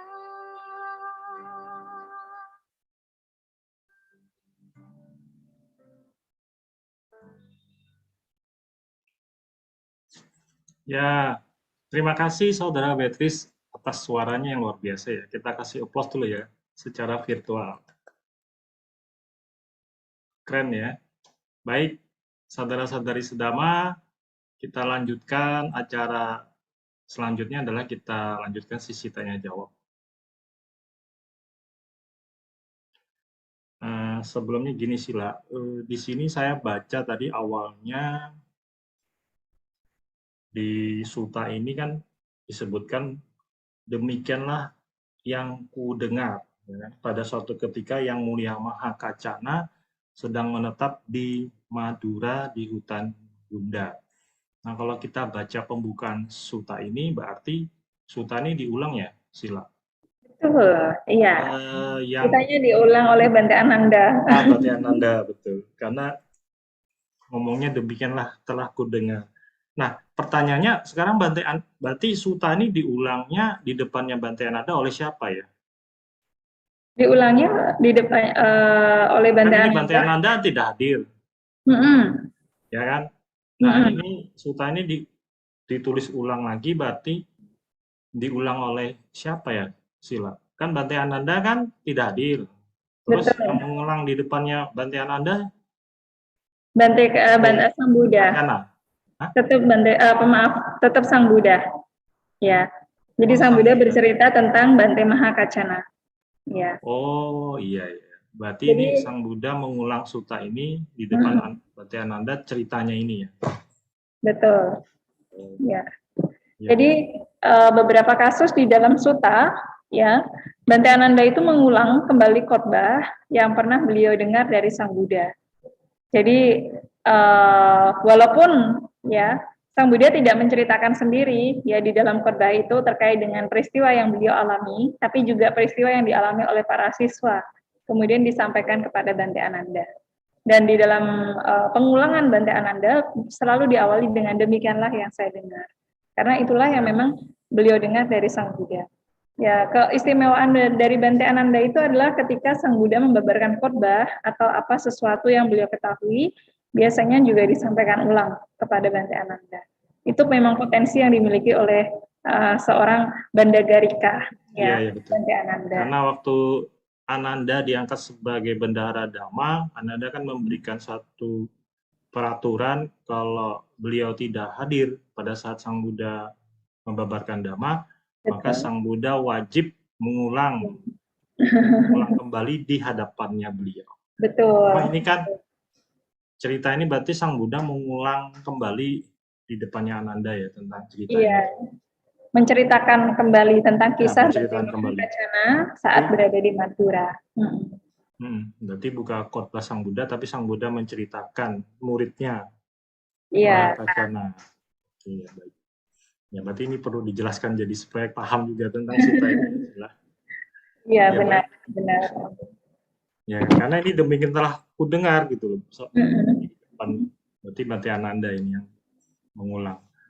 Baik, Sila. Ini ada pertanyaan dari Zoom dari saudara Davina Senjaya. Davina ya. Selamat malam, Sila. Saya mau bertanya, Sila di suta ini disinggung terkait bagaimana keempat kasta ya, dalam wujud manusia bisa terlahir di alam bahagia. Di sini manusia masih bisa mempraktekkan sila untuk terlahir di alam bahagia. Nah, Sila, namun bagaimana jika yang terlahir adalah makhluk di alam neraka? Nah, bagaimanakah mereka bisa terlahir di alam bahagia jika mereka sendiri berada di kondisi yang sulit melaksanakan sila karena ada di kondisi yang menderita? Nah, kira-kira itu pertanyaan Sila. Terima kasih sebelumnya, Sila. Silakan bisa dijawab langsung. Jawabannya adalah makhluk yang lahir di alam neraka bagaimana bisa melaksanakan sila sampai selesai, ya, sampai selesai potensi kelahirannya di alam neraka itu. Ya, karena kalau potensi itu tidak habis, ya belum selesai, maka masih tetap berada dalam potensi untuk menderita memang di alam neraka.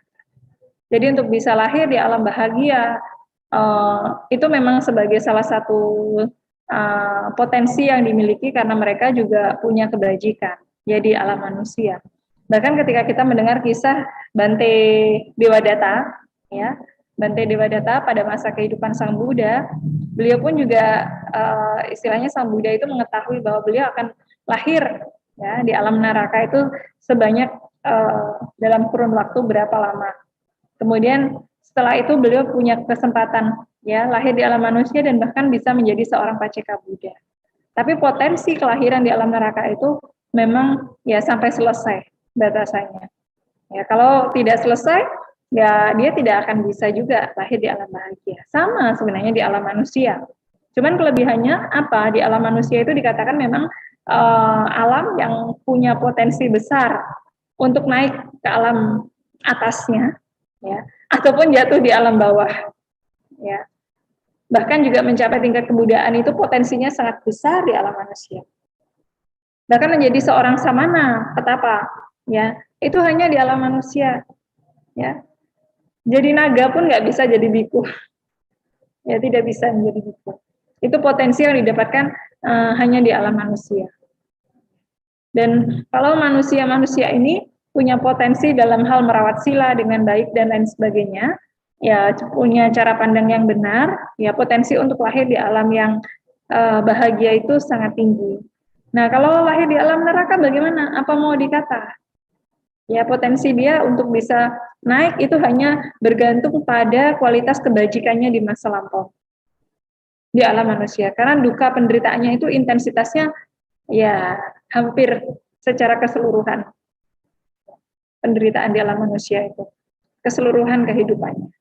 Sampai potensi untuk lahir di alam neraka itu selesai dan dia menggantungkan kebajikannya sendiri pada saat beliau belum lahir di alam neraka, nah baru bisa. Ada kasus di Petawatu juga ketika Bante Mahamoggallana ya mengetahui bahwa orang tuanya juga lahir di alam yang rendah, ya, di alam yang rendah. Potensi untuk bisa lahir di alam tinggi apa? Mereka mengetahui kebajikan.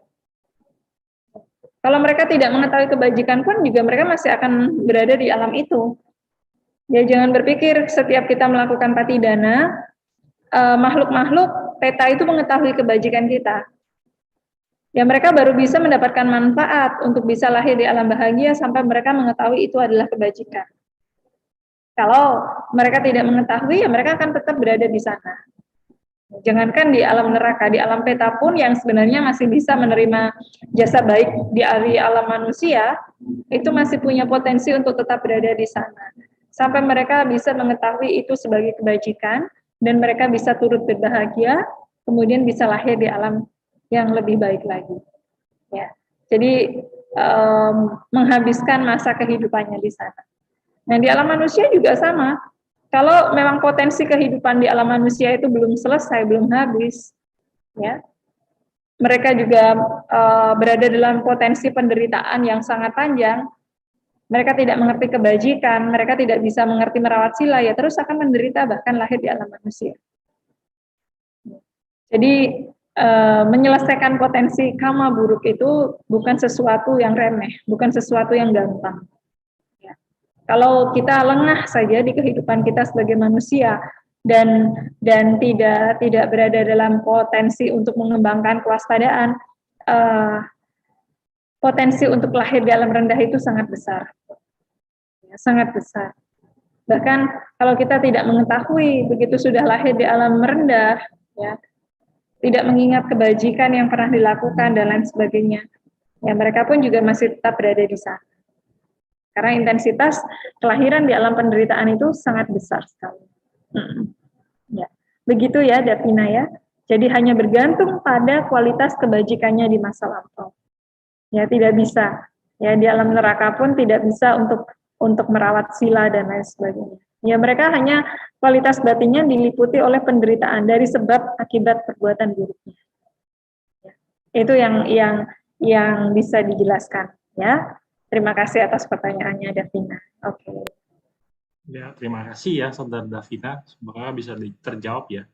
Jadi tadi penjelasan sila mungkin intinya ya kalau di alam neraka ya udah terima aja sampai selesai karmanya. Karena potensinya kan kita nggak bisa melakukan hal yang baik. Nanti kalau udah selesai karma baiknya berbuat, ya udah bisa lompat ke alam yang lebih baik. Betul. Nah, gitu ya. Mungkin kalau di alam binatang masih bisa sila karena dari cerita-cerita Sang Buddha itu kodok dengan khotbah Sang Buddha bisa lahir di alam surga. Di alam dewa. Ya. Karena ada potensi mendengar itu. Kalau alam neraka ya mungkin jauh. Tidak punya potensi karena selalu menderita. Iya. Mungkin di alam peta masih bisa potensi asalkan keluarga yang beliau dekat dengan keluarga itu bisa melimpahkan jasa kebajikan dan itu membantu ya. Bisa Kira-kira melimpahkan jasa dan mengetahui dari ya sisi mengetahui. Begitu dia tahu keluarganya melimpahkan jasa kepada dia bahagia, wah bisa lahir di alam bahagia. Betul. Betul ya Sila ya. Ya. Baik, terima kasih ya kepada Saudara Devina atas pertanyaannya, semoga bisa menjawab. Selanjutnya ini ada dari Upacarika Mewah. Nah, ini teman kita lama nih baru muncul.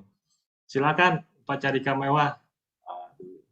Terima kasih Romo Herman, baru ketemu lagi nih. Romo Budaya, apa kabar ini? Lama tak jumpa. Sehat-sehat ya? Oke, sehat. Baik, silakan. Apa yang mau ditanyakan Pak Carika? Ya, nama budaya, atas Silani Gunandari. Ya, nama budaya. Iya. Kayaknya kita kalau bicara apa namanya warga ya, itu kayaknya kita beruntung ya karena nggak masuk. Kayaknya pede-pede aja. Seperti saya juga tidak tahu nih. Saya itu dari kesatria atau sudah itu nggak tahu gitu sampai sekarang. Tapi percaya diri aja gitu karena kita sebagai umat Buddha yang memang sudah kecil sudah ada di dalamnya gitu. Cuma yang sekarang yang kita rasakan, terutama saya juga mendengar ramai dari Bante Asam Keminda itu ada kelompok warga yang paria gitu, suku terbuang atau warga terbuang paria di sini. Jadi di zaman sekarang ini kayaknya yang terbatas hanya itu aja. Jadi kelompok paria yang lebih condong gitu. Karena dari paria ini orang yang punya kekhawatiran pada sesuatu, pada makanan atau apapun, termasuk golongan manusia paria atau warga paria. Pertanyaan saya, sebenarnya apa sih ya atas Silani syarat sebagai umat Buddha? Apakah harus memang diupasakan dulu, apa namanya disudah dulu, baru itu secara sah dinyatakan sebagai umat Buddha? Kemudian tingkatannya dalam susunan agama Buddha itu siapa aja gitu? Mohon dijelaskan. Oke, baik. Terima kasih. Tadi yang diberikan contoh adalah kelompok kaum paria. Kemudian juga ini pertanyaannya adalah apakah di dalam lingkup kehidupan umat Buddha itu status sosialnya perlu ada kejelasan begitu ya terkait dengan dia ini kelompok berada dalam lingkup yang mana begitu ya. Oke. Kalau kita bicara tentang kasus pertama dulu, karena tadi pengantarnya adalah kelompok para paria, ya. Paria ini dalam kelompok umat Buddha masuk yang mana ya Sila? Masuk upasaka atau upasika, ya? Atau masuk yang misalkan menjalani kehidupan samana pun juga kalau di dalam winaya memang mereka tidak istilahnya ya memang tidak diperkenankan gitu ya. Lalu bagaimana potensi mereka istilahnya dalam kelompok sosial masyarakat gitu ya. Kalau saya melihatnya kelompok paria ini adalah sebenarnya manusia pada umumnya. Ya manusia pada umumnya. Mereka istilahnya merasa nyaman disebut sebagai apa? Memang antara fisik dan batin itu berbeda. Kadang ada orang yang secara fisik laki-laki, tapi lebih merasa nyaman kalau dirinya itu disebut sebagai wanita. Atau sebaliknya, secara fisik wanita tapi lebih merasa nyaman kalau dirinya disebut sebagai pria. Ya, seperti itu. Saya sendiri pernah mendapat pertanyaan dari seorang yang istilahnya itu LGBT, ya transgender, yang istilahnya itu ingin masuk dalam lingkup kelompok umat Buddha. Ya, ingin mendapatkan kartu wisudi ini PR-nya Romo Herman nanti ya. Gitu, ingin mendapatkan kartu wisudi ya sebagai umat Buddha begitu. Tapi dia sendiri ya secara fisik laki-laki hanya merasa nyaman kalau dirinya disebut sebagai wanita begitu. Nah, saya bilang sebagai kartu wisudi itu adalah konteksnya kesepakatan secara sosial. Kesepakatan secara sosial. Ya, kita hidup secara berdampingan, hidup sosial itu nyamannya kita disebut sebagai apa begitu. Hanya saja kalau kita sebagai umat Buddha yang mengerti Dhamma, ya, apa yang menjadi lingkup sosial, misalkan kita tidak berada di dalam keduanya, kita harus benar-benar ya sadar dengan diri kita ini memiliki potensi kelemahan, kekurangan di situ. Ya. Jadi tidak menyalahkan, oh nanti saya harus masuk di lingkup kelompok mana, upasaka atau upasikanya, ya. Nah, kalau memang mau menjadi umat Buddha yang baik, selama mengerti Dhamma dengan baik, kemudian menjalankan praktik sila, ya walaupun dia sebagai seorang pariya sekalipun, ya 5 sila saja minimal sebagai seorang upasaka upasika itu dijaga, tidak harus menjadi seorang samana karena memang tidak bisa. Ya tidak bisa, transgender, ya LGBT tidak bisa menjadi samana. Ya, bingung nanti. Ya bahaya juga. Ya, bahaya juga gitu. Ya mereka masuk dalam lingkup status sosialnya hanya bisa menjadi seorang perumah tangga. Kalaupun mereka mau menyebut dirinya sebagai seorang upasaka upasika, dari sisi sosial kenyamanan mereka yang mana? Begitu. Tapi ya jangan heran nanti ketika dirinya mengaku sebagai upasika, ya, tapi ternyata penampilan fisiknya laki-laki. Kemudian ada yang bilang, loh kamu kan di sana, kenapa di sini? Ya, kan. Apalagi di wihara itu udah jelas gitu ya batasannya, yang sebelah kanan wanita, yang sebelah kiri pria, misalkan gitu. Ya. Jadi saya mau duduknya di mana sila? Ya pilih aja tempat duduk di mana saja yang nyaman gitu. Yang penting bisa fokus praktik Dhamma dengan baik, dengarkan Dhamma dengan baik gitu. Ya. Tapi kalau kita mau diakui secara status sosial, makanya kita juga harus jelas dengan status sosial kita itu seperti apa. Dan kalau kita misalkan mau disebut sebagai istilahnya kelompok dari LGBT, ya kalau memang seseorang berada dalam lingkup itu, ya berasosiasinya dengan orang-orang yang berada dalam lingkup itu. Sulit untuk berasosiasi dengan orang-orang yang di luar lingkup itu, sekalipun mungkin punya sosial yang luas begitu, mereka hanya sekedar kepuasan secara sosial saja. Tapi kalau untuk berasosiasi secara bebas leluasa itu akan tetap ada batasan. Walaupun mereka sebenarnya juga manusia seutuhnya, kelahiran mereka seperti itu juga tidak mereka inginkan, hanya karena keterbatasan kemampuan mereka dalam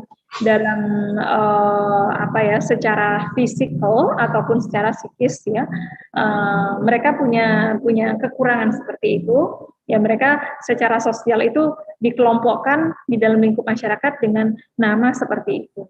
Tapi sebenarnya kalau kita melihat secara Dhamma, ya mau dia LGBT, mau dia pria, ya, secara konteks Dhamma, pemikiran mereka kalau memang memahami Dhamma, ya bisa memahami Dhamma. Saja ada tidak potensi itu di dalam diri seseorang, gitu. Ya status sosial itu sebenarnya nomor 2 ya. Orang berubah menjadi baik itu nggak harus merubah penampilan sebenarnya. Tapi yang penting diubah itu adalah cara pandangnya. Ya. Jadi orang bisa berubah menjadi baik itu bukan mengubah penampilannya, tapi mengubah cara pandang mereka. Ya, dari penampilan yang seperti apa, ya, misalkan dia mau nyaman, saya lebih nyaman menjadi seorang wanita. Apakah menjamin sebagai seorang wanita itu nanti akan punya potensi untuk maju secara kedewasaan berpikir dan lain sebagainya? Atau sebaliknya, itu hanya pemuasan ya keinginan kita, ya seperti itu. Sama di dalam lingkup status sosial pun juga begitu. Mau menjadi apa diri kita? Mau menjadi kelompok kaum brahmana, kelompok kaum kesatria, ya atau pengusaha atau kaum buruh sekalipun, ya itu sebenarnya sisi luaran. Tapi yang utama adalah bagaimana batin itu diarahkan. Ya. Pemikiran itu membangun potensi perilaku baik, karakter baik di dalam kehidupan kita. Ya. Walaupun misalkan seorang pariya sekalipun, kalau mereka punya potensi untuk menjadi baik di kehidupan sekarang, karena menjadi pariya itu pun juga karena potensi hal-hal yang istilahnya ada sebab-sebab negatif di kehidupan sebelumnya. Ada sebab-sebab yang mereka buat pada kehidupan sebelumnya, sehingga mereka menjadi punya potensi untuk lahir seperti itu di kehidupan sekarang. Ya. Kalau ditanya mereka itu masuk status sosial yang mana sih ya, pria atau wanita? Saya juga bingung mau jawab pria atau wanitanya ya dalam lingkup kehidupan umat Buddha. Tapi yang utama, mereka punya potensi untuk belajar Dhamma, punya potensi untuk mengarahkan pikiran mereka, istilahnya bisa membebaskan diri mereka dari penderitaan, ya dari duka dan lain sebagainya. Kalau mereka klik dengan pemahaman-pemahaman yang jernih, ya untuk kualitas kebijaksanaan mereka masing-masing. Ya begitu. Nah, kemudian kalau status sosial umat Buddha itu ada upasaka, upasika. Kemudian ada para biku, bikuni, ya. Kemudian levelnya ada anagarika, anagarini, seperti itu. Mereka yang memang berlatih, ya. Tapi dalam konteks secara literatur, ya, literatur itu tekstual ya yang tertulis dalam Tipitaka itu memang upasaka, upasika, biku dan bikuni. Lalu nanti akan ada pertanyaan, ya, samanera, samaneri itu di mana sih lah? Walaupun tidak ada di dalam konteks penjelasan, begitu kenapa ada samanera dan samaneri, ada juga atasilani sekarang begitu. Mungkin orang akan berpikir begitu, ya. Itu adalah satu warna kehidupan di masyarakat. Dan mereka menjalani kehidupan seperti itu berdasarkan potensi kemampuan mereka. Jadi bukan karena sengaja diada-adakan gitu, tidak. Potensi kemampuan mereka. Begitu. Menjadi seorang perumah tangga itu karena potensi kemampuan mereka dalam menjalani kehidupan berumah tangga. Menjadi seorang atasilani, menjadi samanera, ya samaneri, ya biku ataupun bikuni itu karena punya potensi, ya kemampuan mereka dalam menjalani kehidupan. Ya, jadi menjadi seorang biku mau dipaksa sebagai perumah tangga ya nggak bisa. Menjadi seorang perumah tangga kalau memang dia punya kemampuan potensinya sebagai seorang perumah tangga dipaksa untuk menjadi seorang samana ya sulit. Ya. Karena memang potensi kemampuannya di sana. Menjadi seorang atasilani dipaksa untuk menjadi bikuni ya tidak mau, bukannya tidak mau ya memang belum ada keinginan, belum ada sesuatu yang mendorong dia untuk menjadi itu. Ya, dan lain sebagainya. Ya. Karena mereka memahami potensi mereka masing-masing, kemampuan mereka masing-masing dan tidak menghalangi status sosial apapun itu tidak menghalangi dalam hal pencapaian kualitas kesucian batin, kejernihan batin. Mau menjadi apapun, ya sebagai seorang perumah tangga, menjadi seorang yang meninggalkan kehidupan rumah tangga, semuanya punya potensi untuk mengarahkan dirinya ya dalam upaya pencapaian spiritualitas. Ya. Jadi tidak perlu berkecil hati. Saat ini saya menjadi perumah tangga, ya, atau saat ini saya hanya seorang upacarika, ya, belum Rama Pandita, ya. tidak perlu berkecil hati begitu, ya. Semua punya potensi sejauh mereka punya kemauan dan kemampuan untuk istilahnya melakukan, ya, menjalani apa yang sudah diarahkan, dianjurkan oleh Sang Buddha dengan baik, dan mereka juga akan mendapatkan sama-sama manfaat, ya. Sejauh apa yang dianjurkan, yang diajarkan itu benar-benar dipraktikkan dengan benar, ya, dengan baik, ya, seperti itu. Nah, itu yang bisa saya jelaskan ya, upacarika mewah ya. Semoga bisa sudah menjawab pertanyaannya ya, betul ya? Terima kasih. Ya. Sadu. Terima kasih Romo Herman. Ya, terima kasih upacarika mewah ya pertanyaannya. Luar biasa. Lama nggak ketemu. Ya, baik. Tadi penjelasan dari Sila cukup jelas ya semua ya, upacarika mewah. Ya intinya itu semua pilihan. Hidup itu pilihan. Romo Herman masih punya PR ya? Kebetulan nanti saya ada acara kursus dasar agama Buddha nanti bulan Juli Sila. Kita Agama Buddha mau ngadakan kursus dasar agama Buddha. Kalau dari sini mau ikut dari Surabaya, karena yang ngadakan nanti setiap wihara di Surabaya. Ya PR itu. Iya. Ini pilihan nanti Sila harus dipilih mau tidak mau, karena kita hidup di Indonesia ini kan hidup di negara hukum, jadi mau tidak mau kita harus pilih sesuai dengan hukum yang ada. Jadi nggak bingung, ikut hukumnya aja. Baik, terima kasih ya Upacarika Mewah atas pertanyaannya. Selanjutnya mungkin ada pertanyaan dari slide. Minta bisa ditampilkan. Ini dari Saudara Bella di YouTube ya tadi. Selamat malam, Sila. Apa yang harus dilakukan di kehidupan ini jika seseorang bercita-cita ingin memiliki kemampuan seperti Bante Mahakacana? Dan apakah kelompok Candala dapat dimasukkan ke dalam kelompok Sudra? Ya, terima kasih. Silakan Sila langsung dijawab. Oke, baik. Kalau ingin bercita-cita sebagai Bante Mahakacayana, nanti dibaca ya kronologi hidup Buddha tentang kisah siswa Etadaga, gelar Etadaga. Apa yang dilakukan oleh Bante Mahakacayana itu boleh diteladani. Ya, kenapa beliau bisa lahir cerdas? Kenapa beliau bisa lahir sebagai seorang yang punya wawasan luas? Salah satunya ya karena sering mendengar, ya suka mendengar, suka belajar, ya.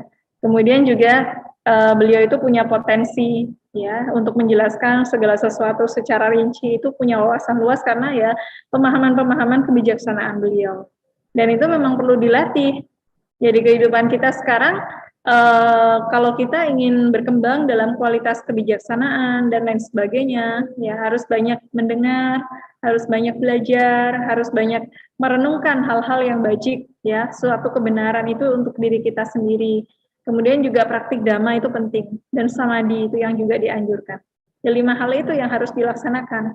Kalau kita punya potensi berkembang cepat, ya dengan melakukan 5 hal itu, kita benar-benar punya potensi seperti Bante Mahakacayana, ya seperti beliau, ya. Tapi memang setiap makhluk, setiap orang itu kecenderungannya tidak sama, ya tidak sama. Dan beliau bisa mendapatkan gelar Etadaga di zaman kehidupan Sang Buddha itu juga sudah ditimbun kebajikannya sampai ribuan kali, ya bahkan jutaan kali kehidupan, ya sejak zaman Padumutara, ya hingga zaman Buddha Gotama itu silsilah turun-temurunnya sama Sang Buddha sudah sangat banyak sekali, ya. Padahal satu masa kemunculan Buddha itu, ya, lebih dari 1 kapal, kecuali dalam periode yang berbeda. Misalkan dalam periode ini ada 5 Buddha yang muncul, ya. Jadi Buddha Gotama ini Buddha keempat, ya. Nanti yang terakhir itu Buddha Metteyya. Itu pun juga dalam lingkup yang tidak sama antara kemunculan sama Sang Buddha di dalam satu masa kehidupan, ya. Jadi cita-cita seperti itu perlu diingat terus-menerus, ya. Dan beliau bisa mencapai kualifikasi potensi manusia di zaman kehidupan Sang Buddha itu memang karena beliau sendiri sudah pernah bertekad di hadapan seorang sama Sang Buddha juga. Nah, kita sendiri tidak tahu pernah lahir atau tidak di zaman kehidupan sama Sang Buddha. Ya, saat ini punya kebajikan apa, kemudian sudah melakukan apa, ya. Apakah teladan Bante Mahakacana ini sudah kita pernah baca atau belum? Ya, pernah kita dengar atau belum? Ya, atau sudah melakukan potensi-potensi kebaikan seperti yang beliau lakukan atau belum? Nah, ini banyak sekali yang harus kita renungkan juga. Ya, tapi di luar dari semua jangkauan itu, secara dhamma, ya kalau kita ingin terlahir cerdas, ya cerdik, ya tajam dalam berbagai macam wawasan, kita harus banyak belajar, banyak mendengar, ya banyak merenungkan kebenaran. Kemudian juga banyak mempraktikkan ya ajaran-ajaran kebenaran di dalam kehidupan kita sehari-hari. Dan senang dengan praktik samadhi bawana. Ya, senang dengan hal itu. Itu adalah potensi. Nah, kemudian apakah kelompok Candala itu dapat dimasukkan dalam kelompok Sudra? Pada masa kehidupan sebelum Sang Buddha ya mereka masuk dalam kelompok Sudra. Ya, tapi bagaimanapun itu Sang Buddha melihat ya dari 4 kelompok itu punya potensi. Ya hanya saja seperti tadi yang saya pernah sampaikan kepada penanya sebelumnya ya Upacarika Mewah ya, kelompok Parya ya itu tidak bisa memasuki kehidupan samana, yaitu ada di dalam aturan Winaya, memang tidak bisa. Ya mereka tapi tidak dilarang untuk mengerti ajaran Buddha, sama sekali tidak ada larangan. Ya, Hanya saja karena mereka itu masih memiliki keterbatasan dalam memasuki kehidupan Pabajita, bukan berarti Sang Buddha mendiskriminasikan mereka. Karena Sang Buddha melihat berbagai macam bahaya ketika hal itu muncul di dalam kehidupan mereka.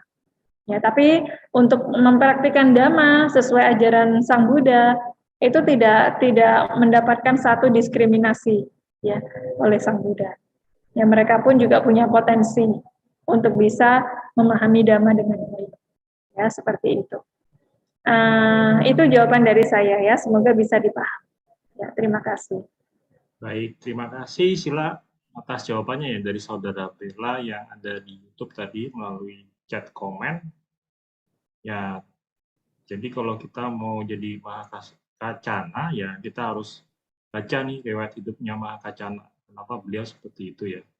Dan tentunya banyak sekali kita kalau baca-baca riwayat Sang Buddha, murid-murid Sang Buddha itu luar biasa semua ya. Seperti contohnya Anuruddha itu murid Sang Buddha yang luar biasa juga. Yang mempunyai mata dewa di Bacaku. Yang terbaik. Bante Anuruddha. Ya. Yang punya kesehatan yang paling bagus, punya kesehatan, nggak pernah sakit itu. Umurnya 80 baru jadi arahat. Bante Biku Bakula ya, Sila yang iya, betul. Bakula. Nah itu cerita-cerita, kita perlu baca tuh cerita-cerita murid-murid Sang Buddha yang luar biasa sekali. Ya. Kalau Bante Siwali sudah terkenal ya Sila itu. Luar biasa. Bante paling hoki. Mana-mana kalau pindah patah pasti dapat, walaupun di tempat yang gersang pun. Nggak ada tempat gersang bagi Bante Siwali ya. Nggak ada. Kalau nggak ada yang ngasih, dewa yang ngasih. Tapi Betul. kalau makanan yang dikasih dewa itu nggak sembarangnya, terima ya Sila, bener ya? Betul, sari-sari makanannya. Ya, sari-sari makanan. Ya, baik. Oke, saya rasa cukup ya dari beberapa penjelasan. Tadi ada Saudari Heri Kopen, karena saya ada menanyakan tadi Sila, karena tadi dari Suta ini kan awalnya kan demikianlah telah ku dengar. Betul. Saudara Heri ada komen, apakah setiap kali kita belajar Dhamma ini sama dengan kita ucapkan demikianlah telah saya dengar, atau demikianlah yang telah saya baca di Suta apa gitu ya. Karena memang kita ini belajar kan apa katanya ya Sila ya, apa katanya kitab suci. Karena kita belum langsung melihat. Nah, kalau kita sudah bisa melihat langsung, artinya kita sudah mencapai paling indah tingkat kesucian yang pertama, Sotapanna. 3 belenggu sudah dipatahkan, nah, itu sudah melihat Sang Buddha sudah itu. Iya. Ya, baik. Ya, saya rasa cukup ya untuk diskusi pada malam hari ini. Saya ucapkan juga terima kasih kepada Atta Silani Gunanandini yang sudah memberikan sharing Dhamma tentang tadi Madura Sutta ya, tentang percakapan antara Mahakacana dengan Raja Awantiputa. Ya, seorang raja ya dari Awicaputa dari Madura.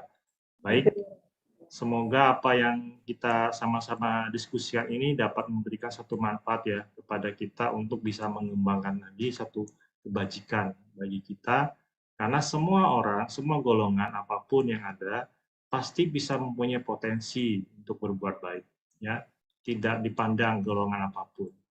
Jadi kita harus tetap sama-sama berusaha karena level kita semua sama di alam manusia ini. Ya, demikian. Semoga dapat memberikan manfaat. Nah, selanjutnya adalah setelah kita bersama-sama melakukan satu kebajikan baik melalui ucapan, pikiran maupun perbuatan pada malam hari ini, maka kita juga jangan lupa untuk melimpahkan jasa kebajikan.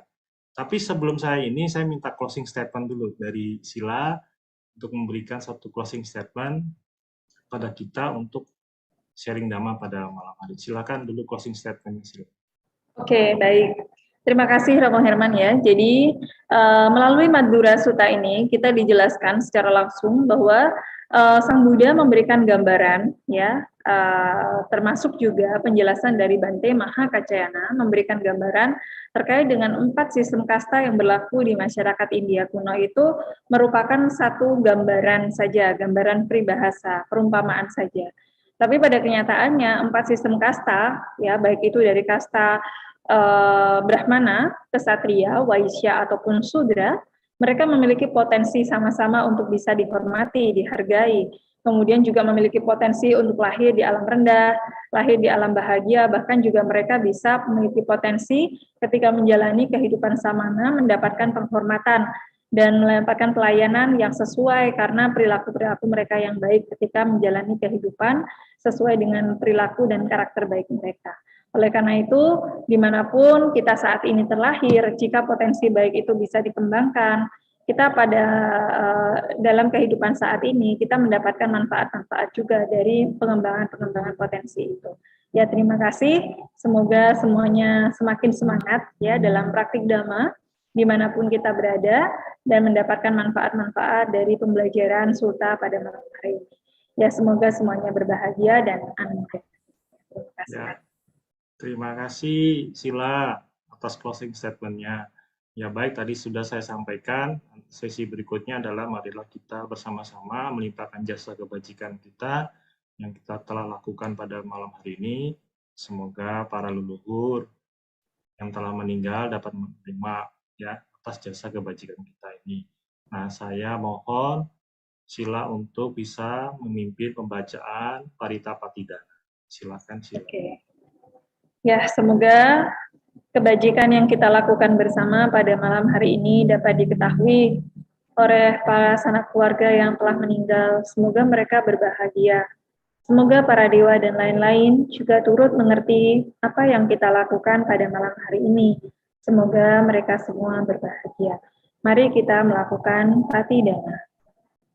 Punya siddha nikatasa yananya nikata nime te sanca bagino hontu satananta pamanaka ye piya gunawanta ca mahyang mata pita dayo Ditha meca pyadithawa anye maca tawerino satatithanti lokasming te pumma catuyonika pance kacatuokara sangsaranta bhawa bhawe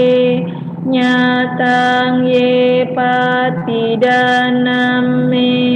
anumodantu te sayang ye cimang na pajananti dewa te sang niwedayung mayatina na punyanang anumodana hetuna sabbe sata sadahontu awera sukajiwino kema padanca papontu tesa sasi jatang subha sadhu sadhu sadhu.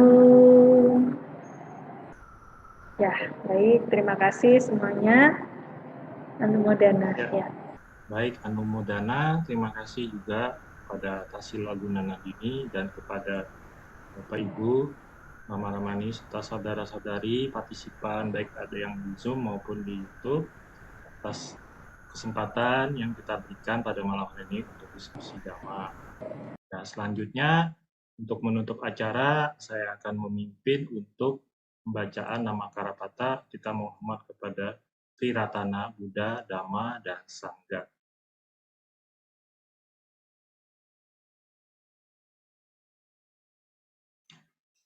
Arahang Sama Sambuddho Bhagawa Buddhang Bhagawantang Abhiwademi Swakato Bhagawata Dhammo Dhammang Namassami Supatipano Bhagavato Sawaka Sanggo Sanggang Namami.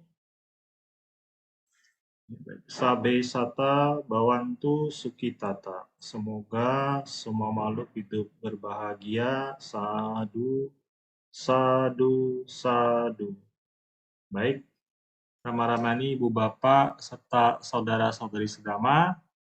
Demikianlah rangkaian acara kita pada malam hari ini. Dan akhir kata, saya mohon maaf misalnya ada kesalahan baik disengaja maupun tidak disengaja. Mohon dimaafkan. Dan akhir kata, semoga kita selalu sehat, bahagia, dan kita selalu praktek Dhamma, dan selalu ikut acara DSO. Dan mungkin hari Senin, Rebu, nanti ada meditasi ya oleh Bante Titanyano Mahatera. Baik, mengucapkan terima kasih. Sotiotu Namo Buddhaya.